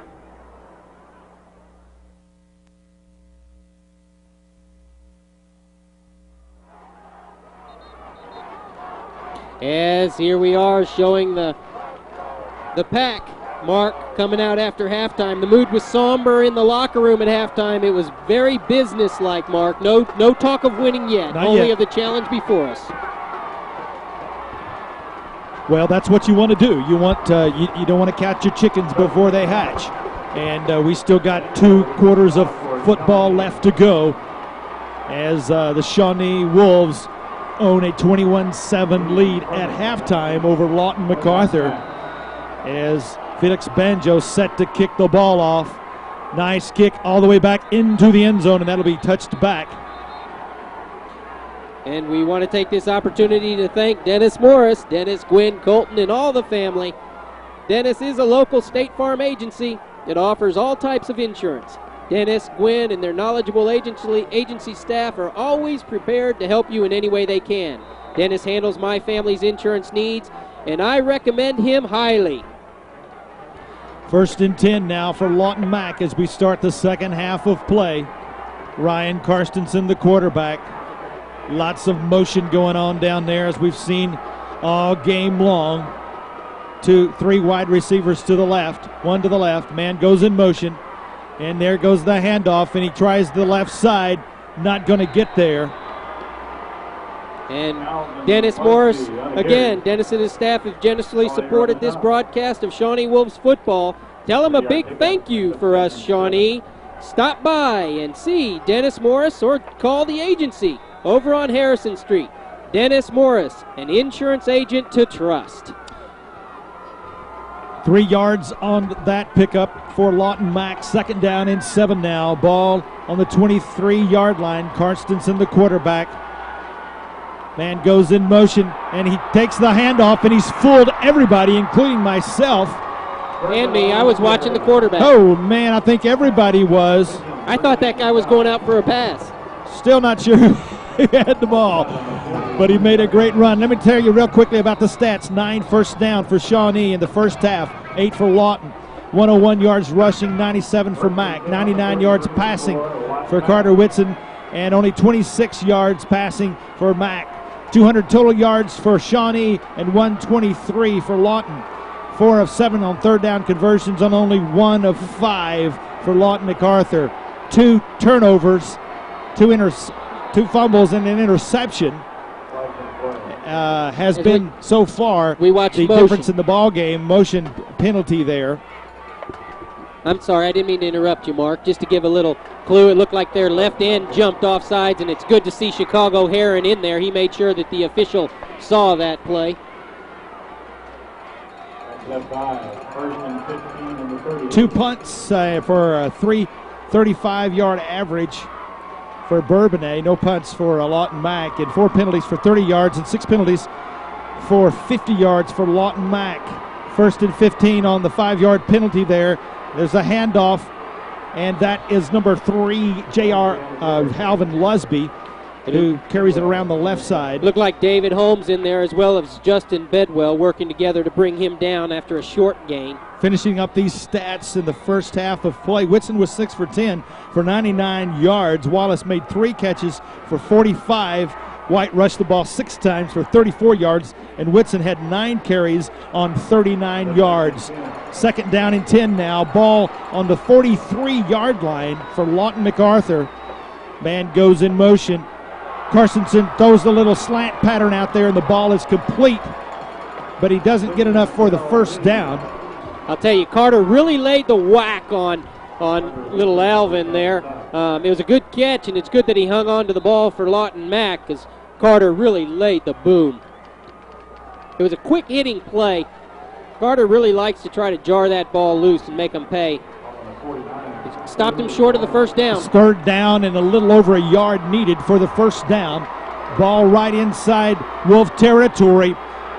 Ball handed off on the left side, and he's still got some running room out there. Hard to tackle that guy. That's Alvin Lusby, 6'1", 173-pound senior, carrying the ball around the left side and getting enough for a first down. Big play of that 20 yards on that carry by Lusby. I'll tell you, it's an adjustment period for the Wolves. They haven't faced a team with this much team speed and misdirection all year long, and coming out of halftime, they really have to have their running shoes on to string those out and make those tackles. It was well blocked, Mark. Sure was. Karstensen is under center now. Man goes in motion. Handoff straight to Witherspoon. Right the middle, another fumble on the play. And it looks like the Wolves may have got back on it. And yes, they do. Shawnee Wolves, another fumble. Was that Brandon? I think it was Will Thompson, number 37. There we go. Who falls on that ball. And oh man, Daniel, that's 3 fumbles tonight already. 2 fumbles, excuse me. As we see the crowd going crazy, and well, they must, because this Shawnee team is a team of destiny right here. This shows how that was a huge drive by Lawton Mack. If they come out and they score right there, it's a whole new ball game, and Lawton Mack's right back in it with their explosive offense. But we take advantage of these types of turnovers. All right, we need to definitely take advantage of the turnovers like we have all night long. Carter Whitson, the quarterback, hands it off. Face mask. And then there's another penalty right off the bat there as Walter Boyd takes the handoff. And it looks like it's probably going to be a face mask call, and exactly what that is, and that's the 5-yard variety. Am I right about that, Mr. White Hat? Earlier he signaled a 5-yard, and it was a 15-yarder. Well, I'll tell you what. If we've got the white hat up in our booth, that should be a 15-yarder is all I got to say. Yeah, but he's on our side. Okay. Thank you, Robert Douglas. We appreciate him helping us tonight. 8 minutes and 40 seconds to go in the third quarter. Shawnee with a 21-7 lead, trying to capitalize off of a turnover, a fumble just moments ago. Whitson in the shotgun. Keeps the ball, and he fumbles that ball, but is able to get back on top of it as he fakes the handoff there and doesn't get much on that particular play. I guess that didn't hurt us too much because of the earlier face mask penalty. It's still second down and very manageable, a second down and 6 upcoming for Carter. It looks like he just stumbled a little bit with that ball. You're right. Faked it to Lamar and couldn't tuck it away. Second down and 6 for the Shawnee Wolves. Ball is on the 27-yard line. Whitson wants to throw the ball. Doesn't have anybody open, so he has to keep it and is smothered there after a 1-yard gain. It'll bring up a third and long situation. It looked like they were giving a lot of attention to Zach Wallace over the middle, and Walter Boyd had scampered out to the outside, but he went undetected by Carter. Brings up a long third down now. Still need to take advantage of this turnovers. We were plus 5 coming into tonight's game, so now we should be plus 8. Third and 6 now for the Shawnee Wolves. Carter's going to keep that one, and they come with a heavy blitz there and stop him for a loss on the play, and Wolves are going to have to punt. That was one of the adjustments that the Wolves coaching staff was talking about, thanks to our sideline reporter Steve Ballmer, in the second quarter, that Lawton Mac is showing a lot of different fronts, and they're bringing a lot of different blitzing schemes. We were to make some adjustments over halftime to try to pick those up. It didn't work that time, though. As we see Coach Whitson, Jason Bourbonnais deep to punt.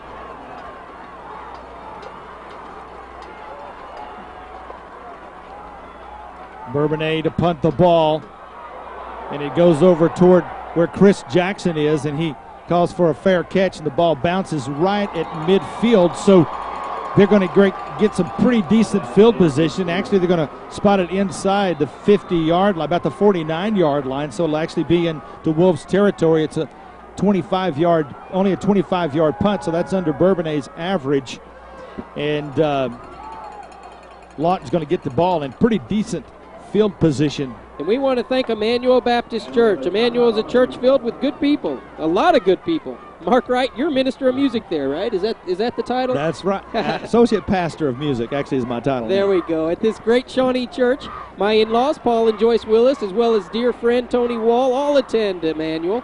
You know, I was actually saved by the grace of God right there in the sanctuary of Emmanuel Baptist Church. Is that right? And you know what? I also, for the first time, met my wife there in the Family Life Center of Emmanuel Baptist Church. How cool is that? That's awesome. Emmanuel Baptist Church has joined in to help sponsor this broadcast of the state finals. Thanks, Emmanuel Baptist Church, for help in making this broadcast of the state finals possible. I'll tell you, if you were to have all those who are members of Emmanuel Baptist Church stand up over there, there'd be a bunch of fans over there. I know that for a fact. Everybody was talking about coming to this game tonight and supporting the Wolves. We sure appreciate them being out here, along with all these other fans from Shawnee. Looks like pretty much the whole town is here tonight. I tell you, it's really a great crowd here. It is beautiful to see for these kids, you know. Well, they certainly deserve it. And I say kids, they're young men. First and 10, the ball on the 49-yard line. Lawton, MacArthur, Highlanders go on offense now. And there's a quick handoff after a couple of fakes to Witherspoon. And he gets to the line of scrimmage, but not any further than that. No, he was stopped right away by Richard Sims, and then Walter Boyd jumped right on top of that. Finished him off. Actually, he ended up losing about a half a yard there, so the ball's right at midfield now. If our defense had some time over there with Coach Brown to make some adjustments off of that first drive, we're going to be in good shape here. Chris Brandon, number 73, checks out for a breather now. Second down and 11 for Mack. Carsonson wants to throw the ball. Has no one out there. This well covered, and it collapses on him in a hurry as big Again, Richard Sims. Richard Sims. And who was there to help him? Was it Walter again? I didn't see. Walter was in there as well. Great coverage back there. David Holmes also in there. Great coverage back there in the secondary by Tucker Brown, Carter Whitson, Joe Collier, and Corey McAvoy. He had nowhere to throw that ball, Mark. And I think he knew it, and so he had to just hang on to it. It's third down, and they so far have gotten nowhere. Actually, they've lost about a foot on both of those first two plays. Second down and 11. Wants to throw the ball. It's the quick slap pattern, and it's knocked down again for the third time tonight. I'll tell you, I could read the quarterback's eyes from here. Of course. And I read Torrance Ely's eyes. He moved right into that passing lane. He knew immediately where that quarterback was going with that ball. Torrey was in the huddle. Well, I'll tell you what, if he wasn't, Coach Brown was. Coach Billy Brown he really has these guys prepared to play. Absolutely, and Coach Whitson definitely has them prepared on offense. There's the fake. There's the fake. Oh. Again, they faked us out for the second time tonight.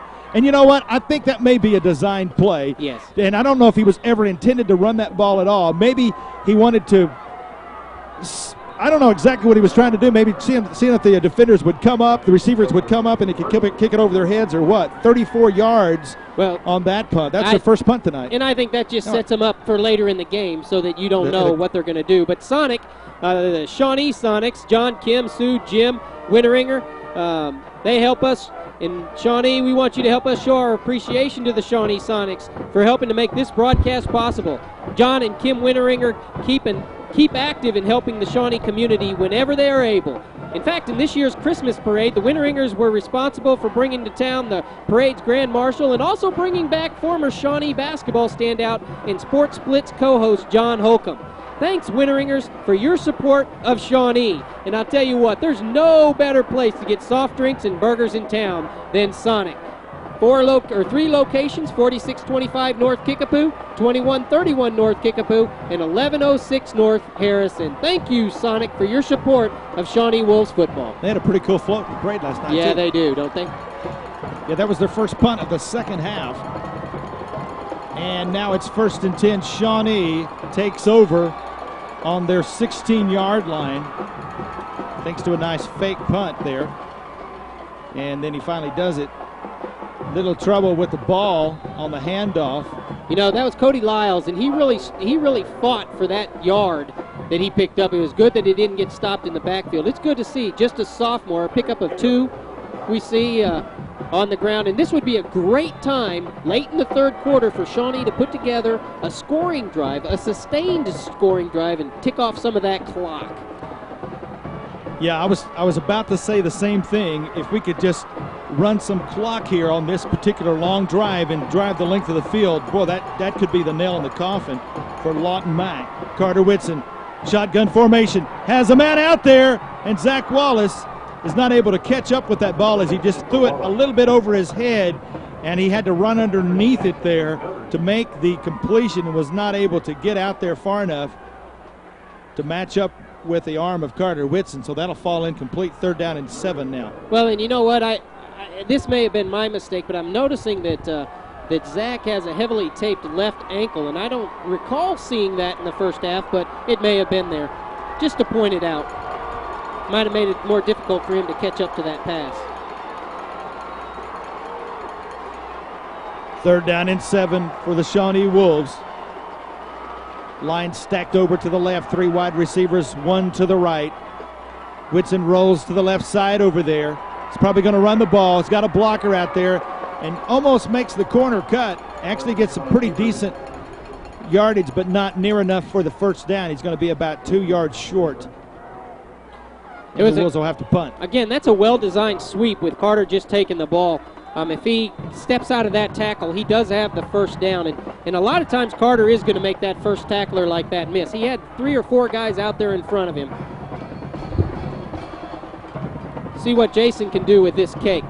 He's got the wind behind him. Bourbonnais standing now at his 10-yard line to make the punt. Gets his foot into this one, and I think he got all of that one as the ball's caught right at the 43-yard line, and that is where he is stopped immediately. That's big Cody Lyles and Justin Bedwell down there very quickly, as we want to take this opportunity to thank the Shawnee Mall. The Shawnee Mall has great stores like American Eagle, Dillard's, Hibbett Sporting Goods, Bath & Body Works, and more. Even new trendy shops like Journeys and Hot Topics. The Shawnee Mall, a great local shopping experience, supports our community and supports this broadcast of Shawnee Wolves football. This holiday season, shop local, Shawnee. Shop the great stores in the Shawnee Mall. You'll be glad you came.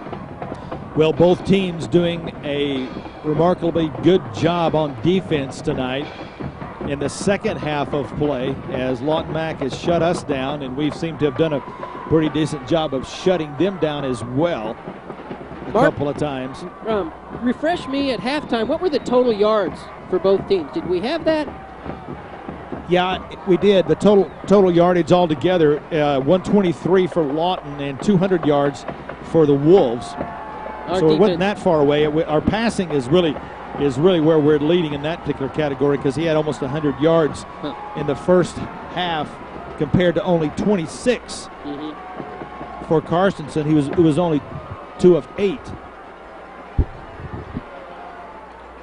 And they're not a passing team, so if they have to come back and pass the ball, that really plays into our hand.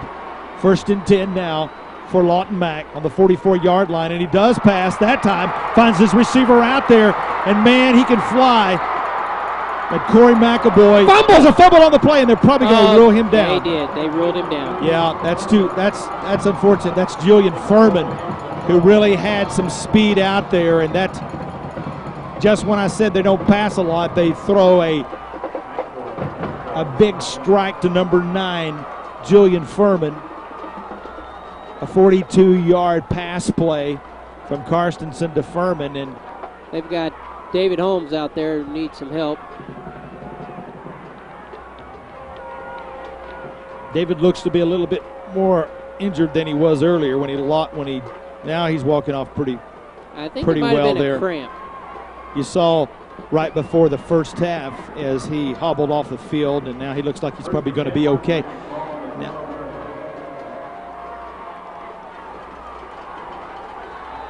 Shawnee back on their heels now, going to have to make a big defensive stand here as the Lawton Mac Highlanders are threatening now. Handoff around the left side, breaking tackles. Some sloppy tackling going on down there now. I'll tell you, that's the only reason that he got any yards. They had him stopped right behind the line, and whoever it was that hit him, I didn't catch the number, just didn't wrap him up. He hit him with the shoulder, but didn't wrap him up, or he would have been stopped for a loss. Lusby on the carry all the way down to I think they're going to spot the ball on the 3-yard line, it looks as though, and they're going to have to measure.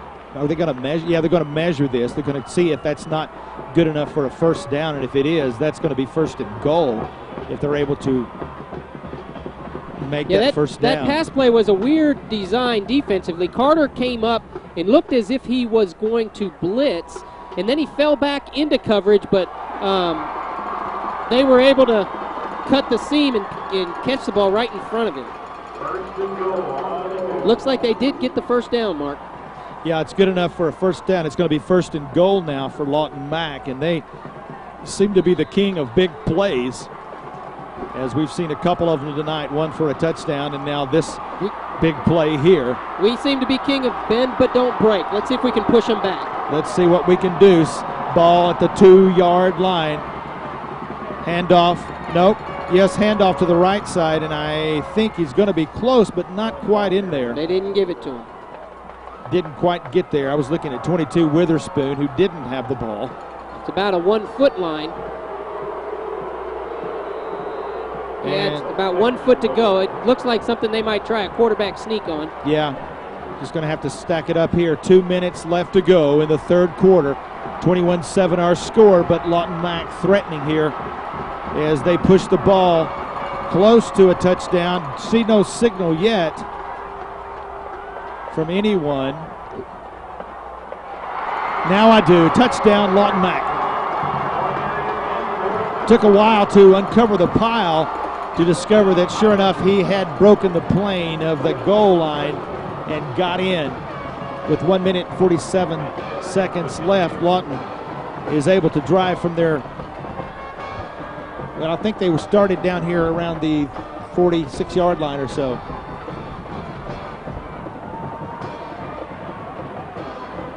Extra point kick is up, and it is good. So Jason Brandstetter adds the extra point on that. Well, it just wouldn't be right if we didn't have a ball game, Mark, and that's exactly what we have with 1:47 left in the third quarter. Could be an interesting fourth quarter for the Wolves. On both sides, really fighting for this state championship. Of course, both schools have set their sights on this at the beginning of the season, worked hard all year long, and we expect it to be a dogfight. Well, Lawton Mac has never won a state championship. I believe this is the fourth time. You're right. That they have been here to attempt to win that prestigious gold ball. I believe they were here the first time. 71. 71, and then a couple of more times they got beat by Ardmore, I believe, for one of those state championships. 95, I think, was the last time. I don't know where in between, but 71, 90 when they lost to Ardmore, and then 95 they got beat by John Marshall. So they have yet to be victorious. And then, of course, we know what it feels like to win a state championship. Say we, the 73 team certainly knows what it feels like to win a state championship. And this crowd is just going crazy on both sides. The crowds are really into this game. It's fun to see and hear and feel. All right, Lawton set to kick the ball off. Brandstetter. That time another high kick goes to the 30-yard line. And I tell you, he really can get that ball up in the air.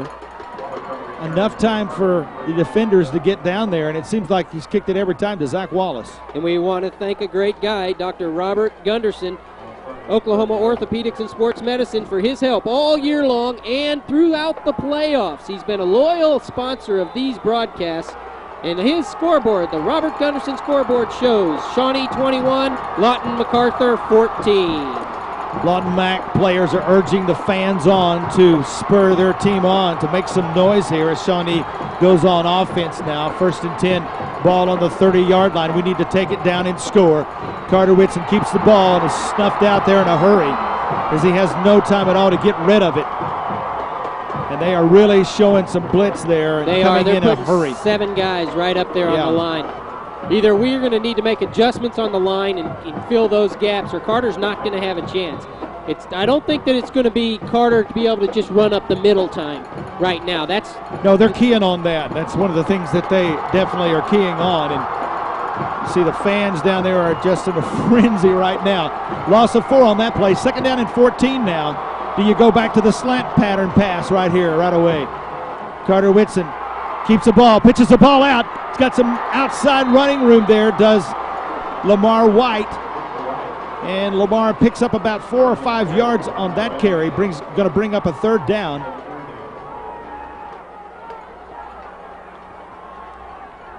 It's going to be a long 3rd down as he picked up the lost yardage, and then that Whitson had lost earlier on the sack, and now it's going to be 3rd and 9. Big play here, Mark. Yeah, it really is. We want to take the wind out of their sails here, and it's a great time to do it, to be able to get a 1st down. Zach Wallace to the bottom of your screen. Look for him. Pitch double out. Pass. It's going to be a double pass, and he is so wide open. Oh, my gosh, and he falls down, or that would have been a touchdown. But credit Lamar White for at least coming up with the ball and making a great catch, and he couldn't have been more open than anyone as Lamar White was out there, and they bought the fake hook, line, and sinker. You're exactly right. That's a play that was designed this week. Never saw this season. We tried it a couple of times, remember? We're pulling out all the stops, and that was a great time because that's a big 1st down going into the 4th quarter. Well, it was only an 18-yard pickup, but it was a very important one because it got enough for a 1st down as we go into this 4th quarter of play with a 7-point lead. Yeah, and it's great to see as the players gather around their coaches. We want to take one more time to thank Dennis Morris. An insurance agent to trust is Dennis Morris. He'll help you, help your family. He'll do all that he can to take care of your insurance needs. Thank you, Dennis Morris, and all you do to help make this broadcast possible. Daniel, I think I remember that play earlier in the season when they threw the ball out there to Joe Collier, and I think maybe he didn't complete the ball or something, but it was definitely a setup for a halfback. I don't know if it was that particular pass or not. Right. But it definitely, because they threw that ball back across the field. Yeah.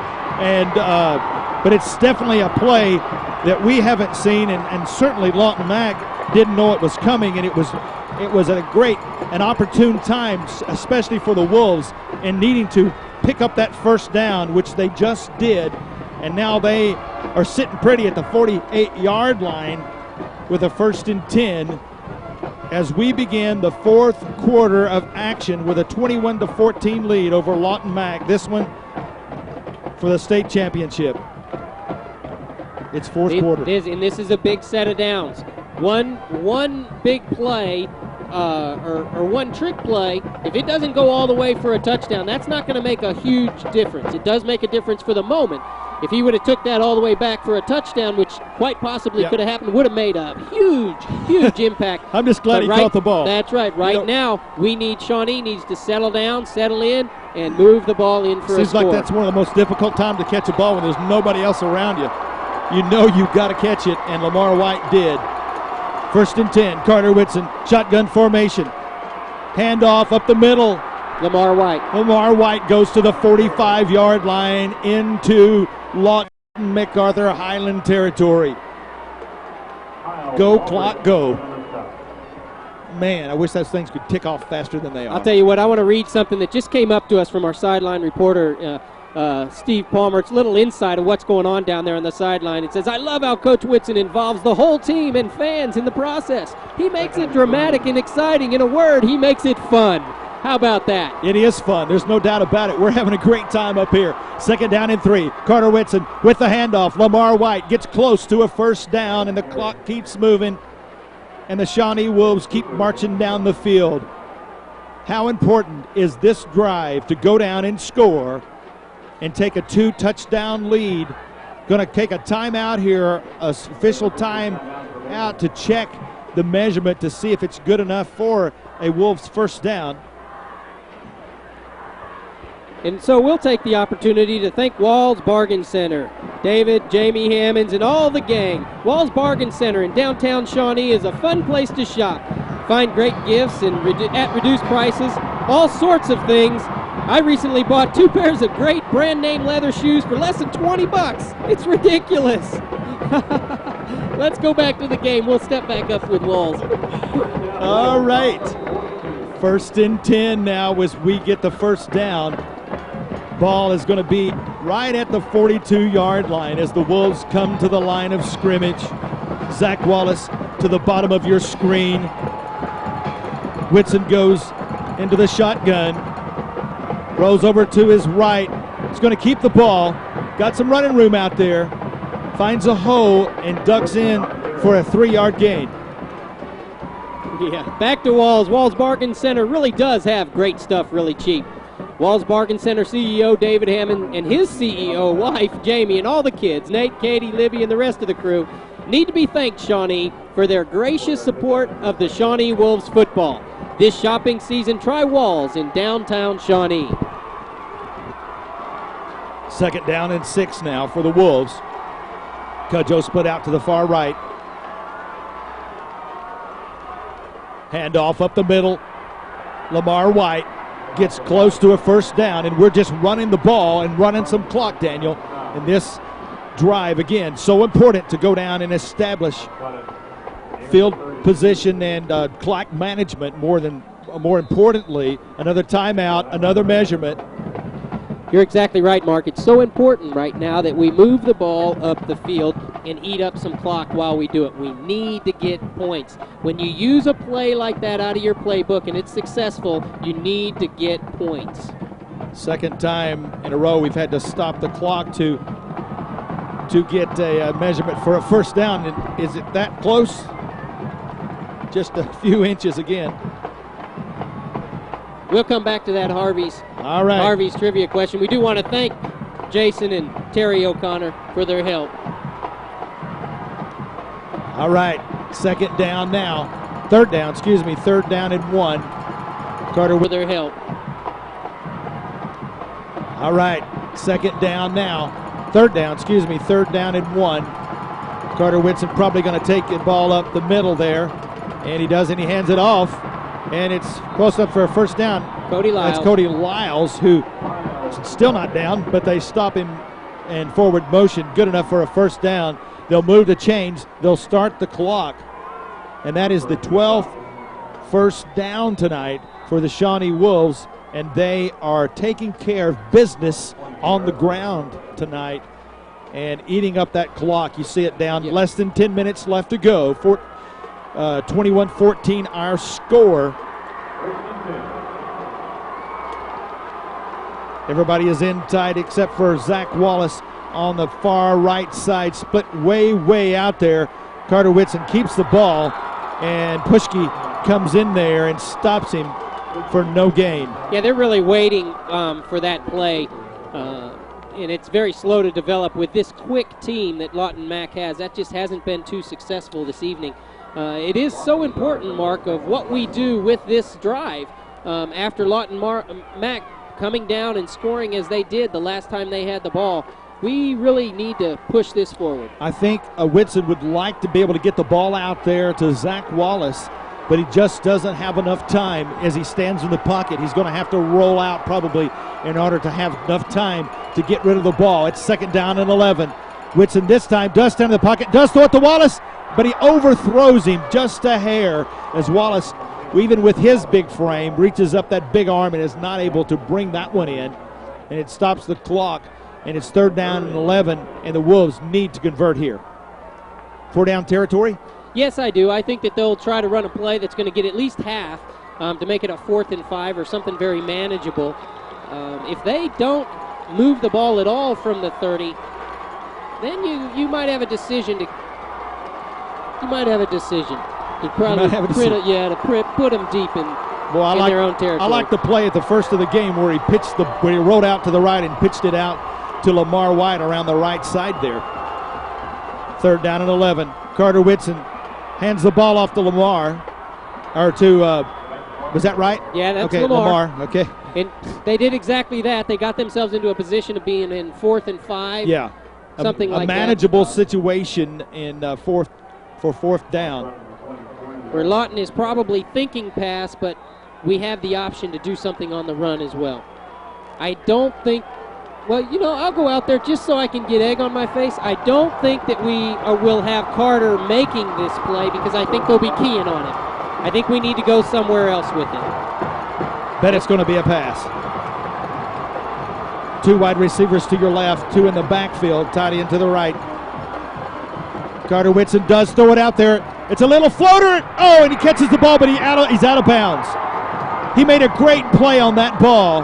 Yeah, he did. Did Zach Wallace, but he wasn't able to keep his feet in bounds.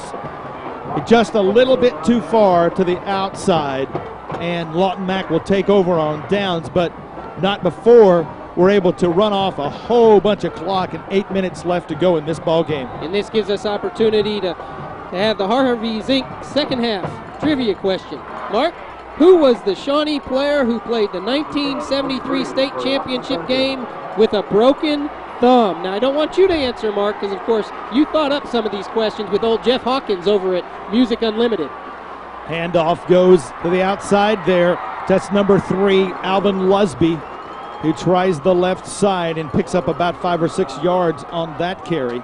Now, Hawkins, he played on that team, is that right? Yes, Jeff Hawkins and Mike Hawkins both. Are they brothers? Or kin? No telling? I wonder about that. 7 minutes and 40 seconds left to go. 2nd down and 3 now for Lawton Mac. Ball is on the 30-yard line.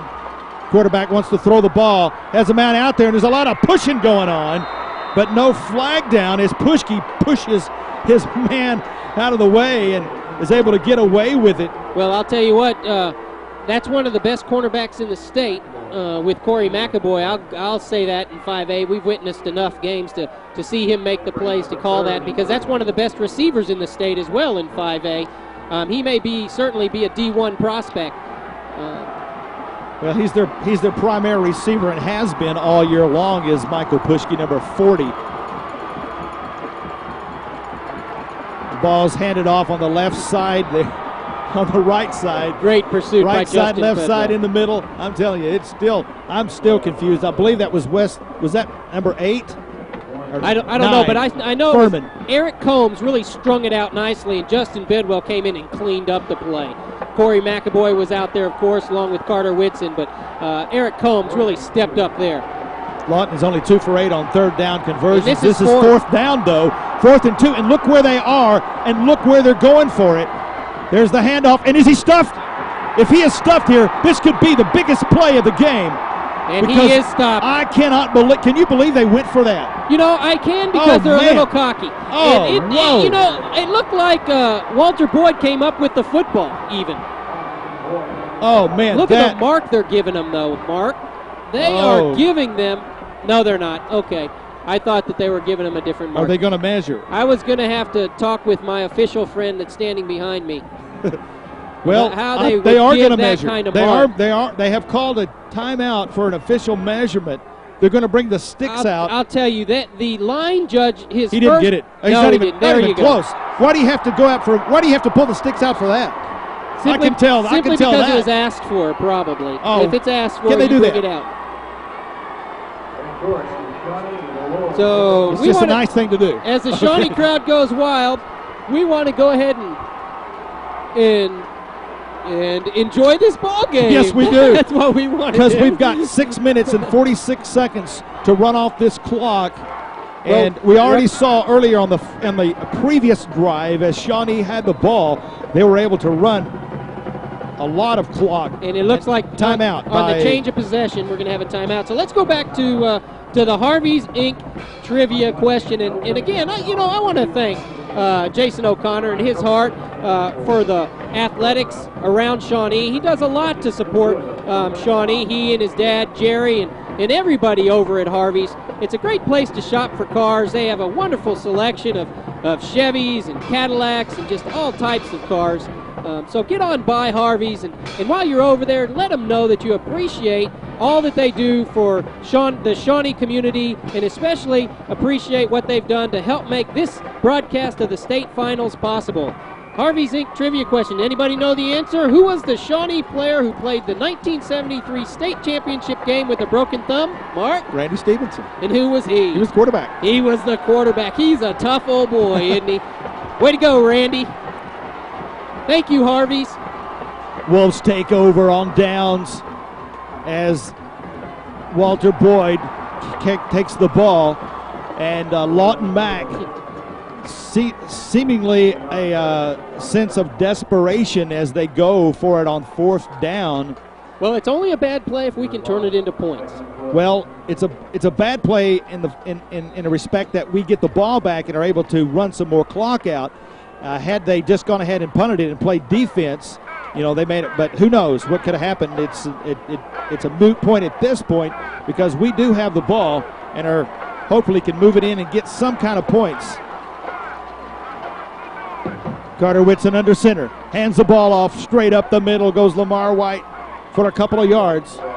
Keeping the ball on the ground, and it brings up a big 3rd down play, a 3rd down and 8, maybe 9. Be interesting to see what we call here. Do we keep the clock moving with a 7-point lead, or do we put it in the air? I know Coach Whitson is not bashful about going for it, so there's no telling what's going to happen here. It is 3rd, and they're calling it 3rd and 10 on the scoreboard. Whew, this is getting exciting. Clock ticking. When that clock just keeps ticking. Oh, man, this is exciting. 3rd down and 10. Like to see us convert this one here and hang on to the football. He just hands the ball off, though, and now it's going to be 4th down for the Wolves. Everybody still has 3 timeouts left. Wow. And I Somebody's taken one of those timeouts. It looks like Shawnee is. Well, yeah, more than likely. This is going to be a critical play here, obviously. And not that every play is not, but if we can convert on this fourth down play, then we maintain possession and run even more clock on it. And if we can score, it's going to be extremely difficult for them to get back in this ball game. Well, I'll tell you what's difficult, and I know it from you, Mark. It's difficult for you to go a day without a Shawnee drink. I mean, a Sonic drink from our Shawnee Sonics. Even though last time you got hot chocolate, I don't know about that one. I liked your Diet Coke vanilla with a sprinkle of It was the cheddar pepper that set off the hot chocolate, though. It kind of equalized the whole thing. I hear you. I kind of like their fried cheese as well. They've got all kinds of stuff over there. But you know that you can get breakfast there any time of day. Can you really? That's right. The burritos. I'll tell you, nobody knows how to make it like John Winteringer.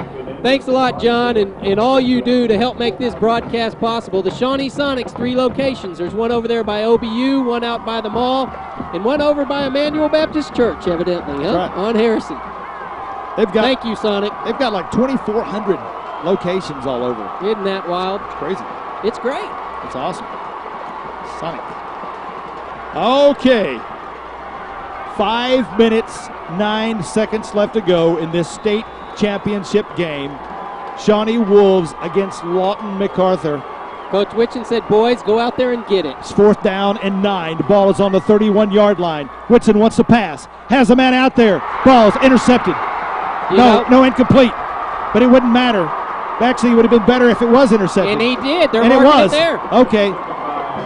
Well, it's better intercepted than an incomplete pass at this particular point, because that puts them back there on the 16-yard line. That's exactly right. Of course, it would have been better if it had been complete to us, but nevertheless, that's as good as a punt. It's probably better than what you probably could have got out of a punt.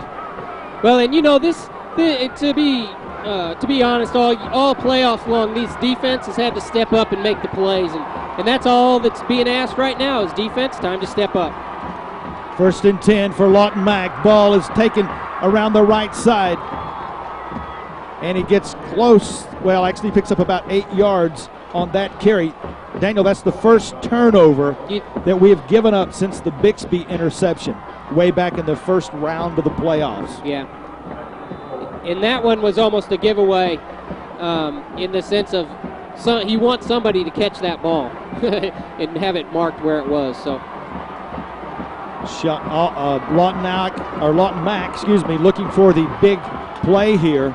Quarterback keeps the ball. He's got a big play happening now. He's at the 50-yard line to the 40, and he's finally knocked out of bounds as Carter Whitson finally pushes him out of bounds at the 40-yard line. But you saw the speed of Ryan Karstensen there as he keeps the ball.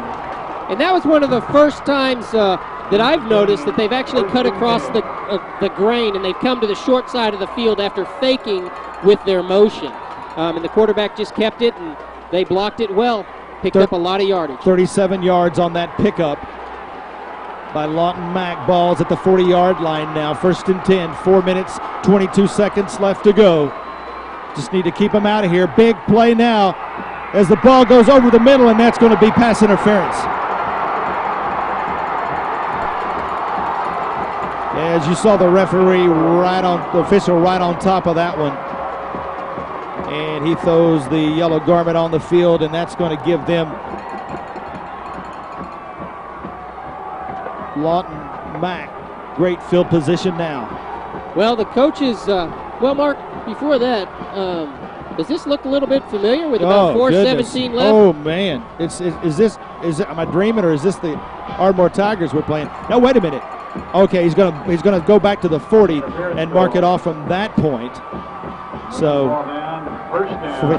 15 yards on the penalty against the Wolves there. The ball is going to be at the 35-yard line. And I'll tell you, that was a great play by Corey McAvoy. He saw Carter fall, and he peeled off his man and jumped in there to save a touchdown, really. Karstensen under center, hands the ball off around the left side. Goes Lusby's breaking tackles left and right. Oh, and now Lawton Mack is definitely threatening as they get into the red zone. It's going to be 1st and 10. Ball is going to be at the 11-yard line. We've played a lot of this period down in their end of the field. Now they're threatening on our end. We need to stop them. Just at 4 minutes left to go in the ball game. Just under 4 minutes, as you say. 1st and 10 now for Mac. Over the middle. Witherspoon takes the ball. They can actually get a 1st down without scoring a touchdown. Looks like Brannon and Holmes down there in on that tackle. Wolves need to keep them out of the end zone here. 2nd and 7. They really do. This is a gut check for the Shawnee Wolves defense. And, you know, I believe in these guys. I believe they'll step up to the challenge and hold them out. 2nd down and 7 now. 3 wide receivers out. 1 goes in motion. He takes the handoff, tries the right side, and he gets really, really close to the touchdown, but he doesn't get in. He's right about a foot short, as that was Julian Furman around the end who took the handoff. I'll tell you, Mark, you can't get much closer than that. He did not cross the plane. Some of the Lawton people seem to want them to mark it, but I think he actually got a very generous mark in where they spotted it. So we'll see. 3 minutes left. Well, it was 3 minutes left in the Ardmore game last week when they scored to tie the ball game, and we drove the length of the field. Could we see history repeating itself 2 weeks in a row? We'll see what happens here, but they're not in yet. As we'll see, probably a quarterback sneak, and we do, and he has no trouble at that time of getting into the end zone. And Lawton Mack scores, and they're 1 point away from tying up this ball game with 2 minutes and 40 seconds left to go in this one. Yes, it is. In this, it's not tied yet, though. This is a big extra point here. It's a lot of pressure. Very big. We missed one earlier. Let's see what they try to do. Yeah, I would be aware of some trickery here, too. Yeah, I sure would, too. You wouldn't want to see him try to go for 2 here. Is Jacob Brandstetter lines up for the kick. And goes through. Oh, he does not get it. Kick is no good. And that, my friends, could be the difference in the ball game. A chance for a state championship could just have gone down the tubes for Lawton Mack as he misses the extra point. How critical is that, my friends? Wide to the right was that kick off the toe of Jacob Brandstetter, and you kind of feel sorry for that poor guy, you know, but we feel so good for the Wolves that just evidently could be the difference in the ball game with only 2 minutes and 40 seconds left. If we can get any kind of drive at all established, a couple of 1st downs, Lawton Mack only has 3 timeouts. They do have 3 timeouts left. Thought they'd called one already. We called the timeout already, that's right. There are 3 timeouts left, so really they've got an opportunity to stop the clock several times. As we take a look at the Robert Gunderson scoreboard, and it is 21 Shawnee and 20 Lawton Mack with the extra point being no good off the toe of Brandstetter. And we want to thank Robert Gunderson, Oklahoma Orthopedic and Sports Medicine, and he's a board-certified orthopedic surgeon. Thank you, Robert Gunderson, for the scoreboard all year long. He has been our primary sponsor and has been down there with the team, helping them as the team doctor. We're so grateful to you, Dr. Robert Gunderson. Thank you. Shawnee leads this one, 21-20, 2 minutes, 40 seconds left. And, Daniel, could we see an onside kick? I think we could, and I think we will. I think we better be ready for it. Do we have the hands people down there? We do. We've got Zach down there, Zach Wallach, Eric Combs. We got Cujo down there, Bourbonnais. Anybody? We've got people who can catch the ball down there. Joe Collier. The ball has got to cross the 50-yard line in order to be able to be recovered. And that's exactly what they didn't go 10 yards, and so the ball will be recovered there by the Wolves, and the ball must go 10 yards past the 50-yard line in order for Lawton to to be able to fall on the ball for the onside kick, so it couldn't have gone more favorably for the Wolves. Well, I'll tell you, Mark, my heart really does go out to that young man, that kicker. He's had a very successful year. Everything about him has been successful. He's kicked a 43-yard field goal. This has just been tough, and we now have to take advantage of these mistakes and go on to a state championship. It's far from over, Shawnee. Oh, yeah. 2 minutes and 40 seconds left. Never count your chickens here before they're hatched, as Shawnee takes over now, 1st and 10, hands the ball off. Walter Boyd, it looks Walter like. Boyd keeps it, and now they jump up real quickly. Does Lawton Mack to call a timeout, as you see number 3, Alvin Lusby, come over to the linesman there and say timeout, and so that is, they only have 2 of those left. 2 minutes, 33 seconds left to go from a state championship. Man, you probably need 2 first downs in order to keep them from getting the ball back. You're exactly right. We want to take this opportunity to thank our sponsors again. Just give these guys kudos for all that they've done for us. We want to thank the Shawnee Mall. We want to thank Dennis Morris. We want to thank Emmanuel Baptist Church and the Living Christmas Tree. We want to thank David Hammonds and Jamie and Walls Bargain Center. We want to thank Sonic, the Shawnee Sonics, 3 locations in Shawnee. Thanks, John and Kim. We want to thank Robert Gunderson and all that he does. The Gunderson family is a wonderful family, and Robert has given a lot and gone a long way in order to make these broadcasts possible. Thank you, Robert Gunderson. With a brain trust work down there on the field, as our offensive lineup was trying to get their signals in and determined what they're going to do for these final 2.5 minutes of this ball game, as Lawton Mack was doing the same on defense, trying to stop us. 2nd down, 9 yards to go for the Wolves. Still waiting a little bit here to. And it's television timeout. So I want to also recognize Harvey's in what they've done in order to help make this broadcast possible. They stepped up at the last minute when we needed it for these finals. Thanks, Harvey's. Jason O'Connor, thanks a lot. Carter Whitson under center, going to keep the ball and picks up a couple of yards. And do they call another timeout? Yes, they do. And that is the 2nd timeout now. And Chris Jackson comes over and calls for a timeout. 2 minutes, 28 seconds left. Again, it's time to recognize sponsors. Why don't we recognize that this season's broadcasts are all going to be available in a television package. You can contact me, or can I announce this because it's me, or do you need to announce me? What do you think? You already did it. I already did it. Contact me, Daniel Shaughnessy. And you see the number on your screen, and we have all 5 home games, 3 playoff games, which includes the Bixby game at Jim Thorpe Stadium. And the biggest game of all. We also have the semifinals here at Owen Field, and also the finals right here at Owen Field. And we've got those all packaged together. Over 20 hours of video. Just give me a call at 405-410-8942 and say, hey, Daniel, I want to get a hold of that football package. It'll make a great gift for any of the players on the team. It'll make a great gift for any Shawnee football enthusiast as well. Well, this particular play right here is a huge play now for the Shawnee Wolves. It's 3rd down and 6. We need to complete this 1st down here.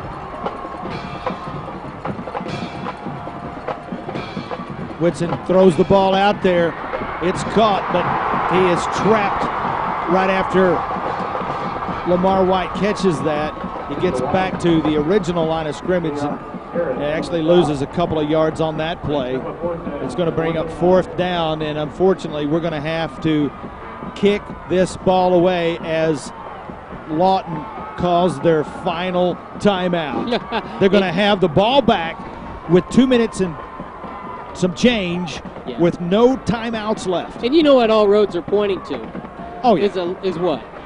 A last-second kick of some sort for this young man to be able to try to put the game again on his foot. Yeah. And what scares me is the fact that he's already, earlier in the year, kicked a 43-yard long field goal. Mm-hmm. And so you know that if they can get anywhere near, say, the 30, 35-yard line, somewhere around in that particular point of the field, on our end of the field, they would probably try that, and all they need is a field goal to win it. But I think anywhere inside the 30 they might try it, depending on time in the clock and how far they had to go in order to make the first.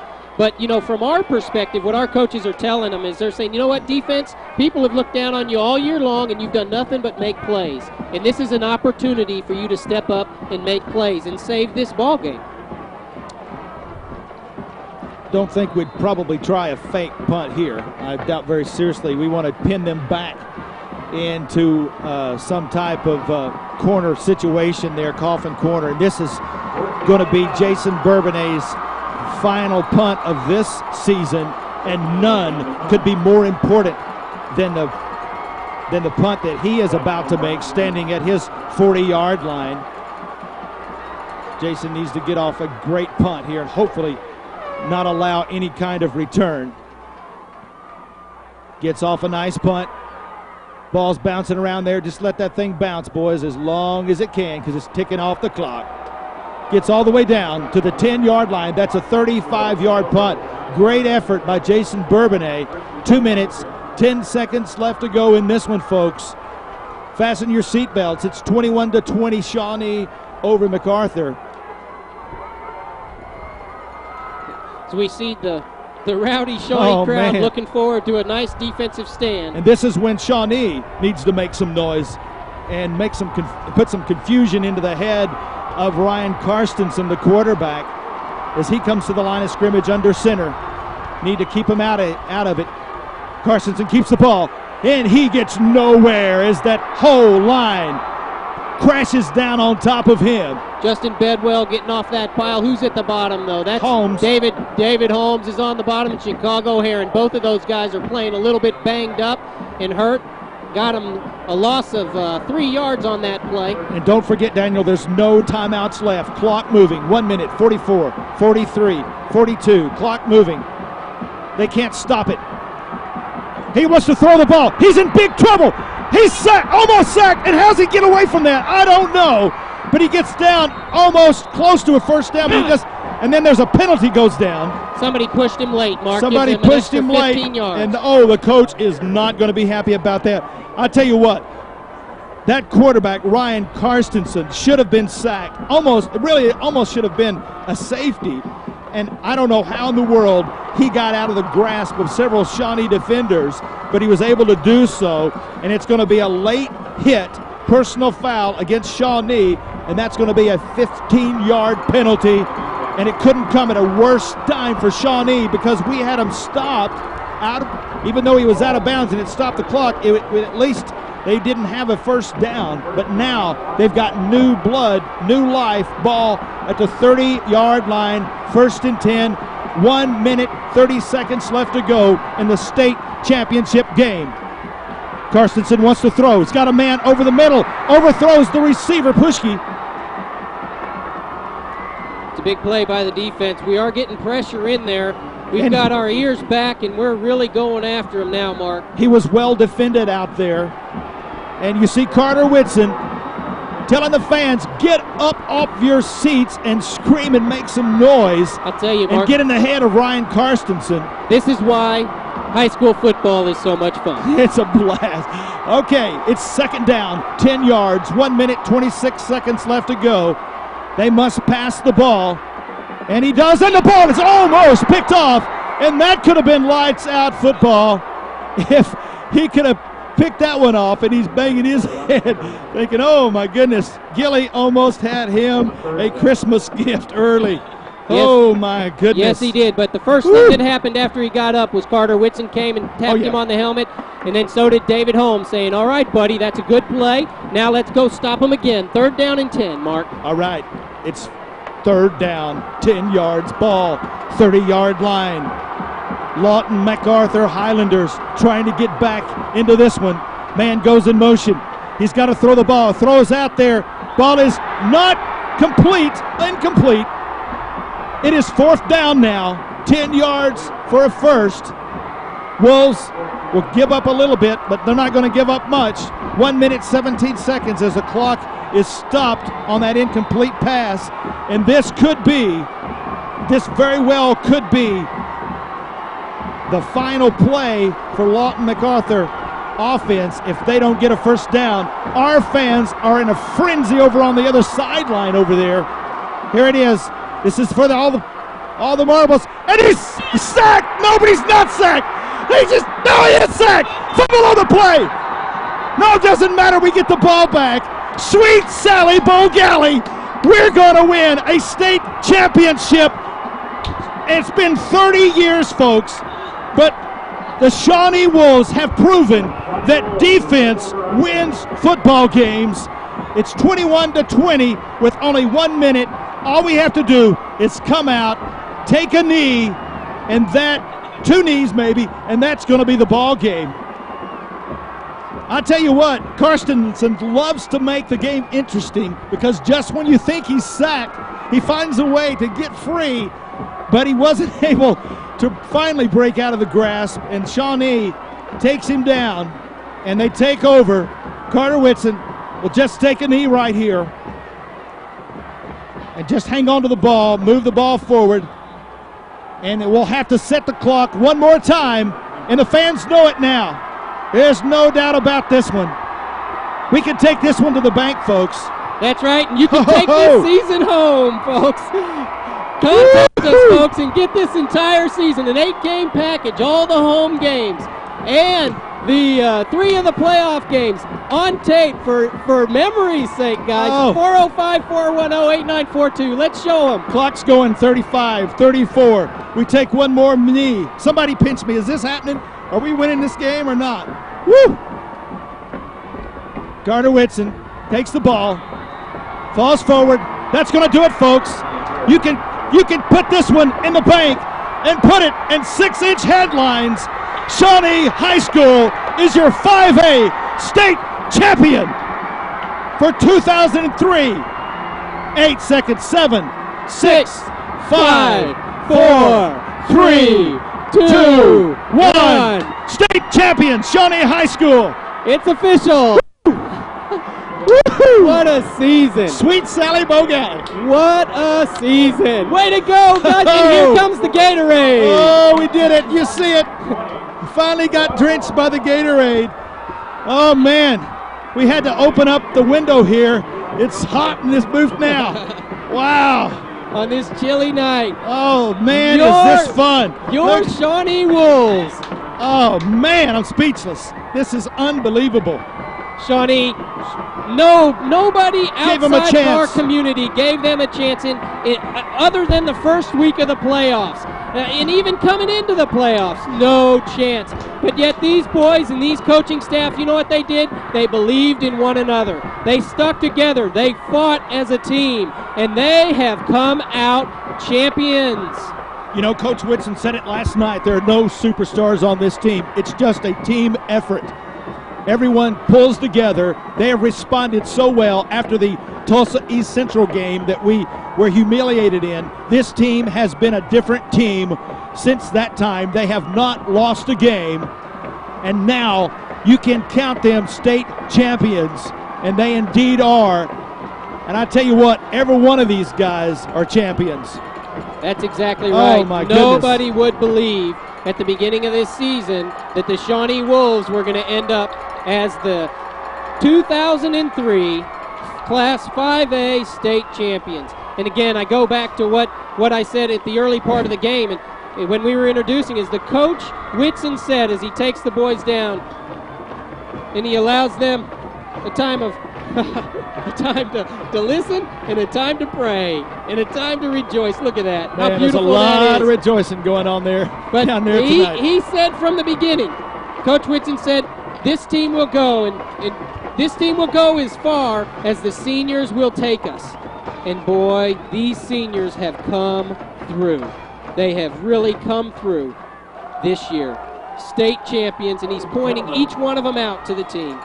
I can guarantee you what he is doing is he's telling these boys that it's up to them, and here they go, and we'll just be silent with them as they give thanks to God. to the championship game tonight. And what a game tonight. How bad for both these teams?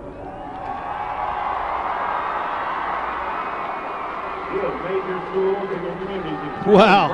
I'll tell you what, Shawnee, that brings tears to my eyes Praise the Lord. to watch a man stand in the midst of many young men who look up to him greatly and an entire staff. And as they give thanks at the happiest and the most joyous time of their lives, they give thanks. How wonderful it is. These guys are going to look back. Some of these 18-year-olds, 17, 8-year-olds are going to look back when they're 47 and 48 and remember 30 years ago they won the state championship just like that 1973 team. They know what it feels like, and now this team knows exactly what it feels like to be a state champion. It's taken us 30 years, but we finally got back to have an opportunity, and we took advantage of it, and we won 21-20 against Lawton Mac. State championship, Shawnee Wolves. Oh, man. And your head coach, Brent Whitson. There you see the goal ball. It's time for the goal. Here goes the goal. Here He goes at the 40-yard line. He's at the 45. He's crossing into the – oh, I tell you what, now you see Coach Whitson over there as he's congratulated, and he takes that coveted gold ball.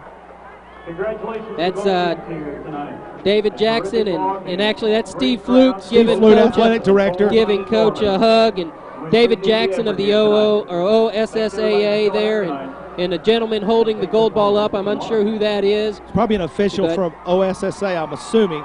It might be State Farm. It is State An official Farm. from State Farm. Yeah, it probably is. But there you see him hoisting the gold ball, the state championship trophy.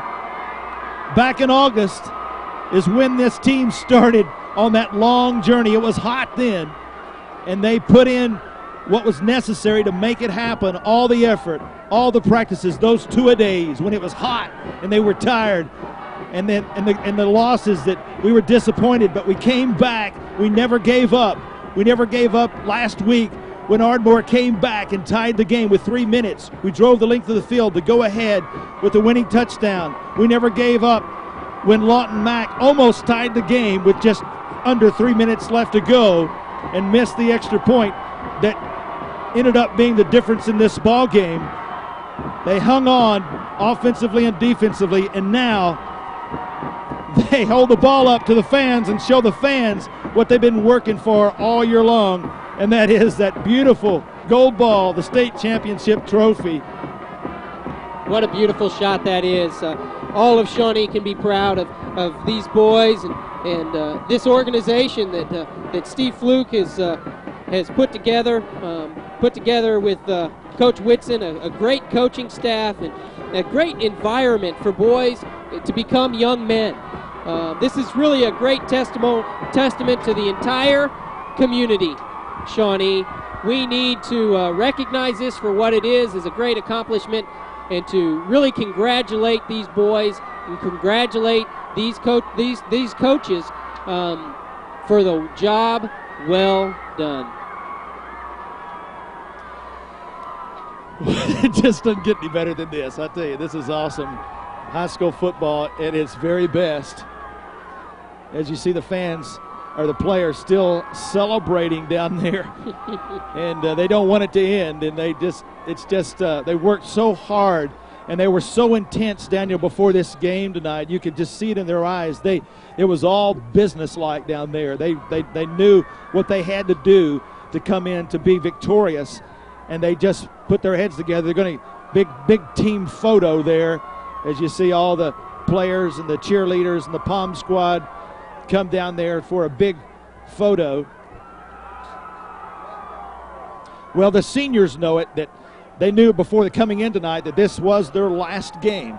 And win, lose, or draw, they were never going to play any more high school football than tonight. This was it. And so they gave every ounce of effort they could to make it happen, and they were victorious. We don't want it to end No, either. we don't either. We it's really just too don't. good. But you know, Shawnee, we have to. And we again want to show you your final in the state championship game. Shawnee Wolves 21, the Highlanders from Lawton Mac 20.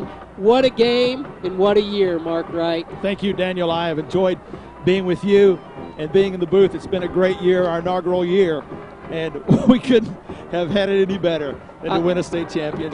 God is a good God to do what he has done with us this year, and we want to thank Robert Gunderson again for all of his help in providing this scoreboard, and we want to thank all of our sponsors, and we want to thank you, the community of Shawnee, for supporting us by watching this broadcast and by telling the sponsors how much you enjoy being able to watch this and how much you appreciate them making this opportunity available for all of us. Again, the Robert Gunderson Scoreboard, Oklahoma Orthopedics and Sports Medicine, show your Shawnee Wolves 2003 Class 5A state champions.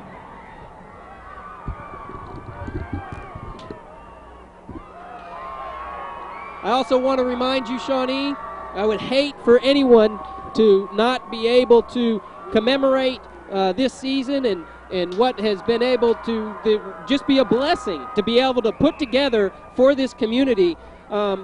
Just to think in the first year how close it was that this did not happen, but yet how it came about only by the grace of God, that we actually have 8 of these games of this state championship year in television format. And we would like to offer those to you in a package that we have put together. If you would, just give Daniel Shaughnessy, myself, a call at 405-410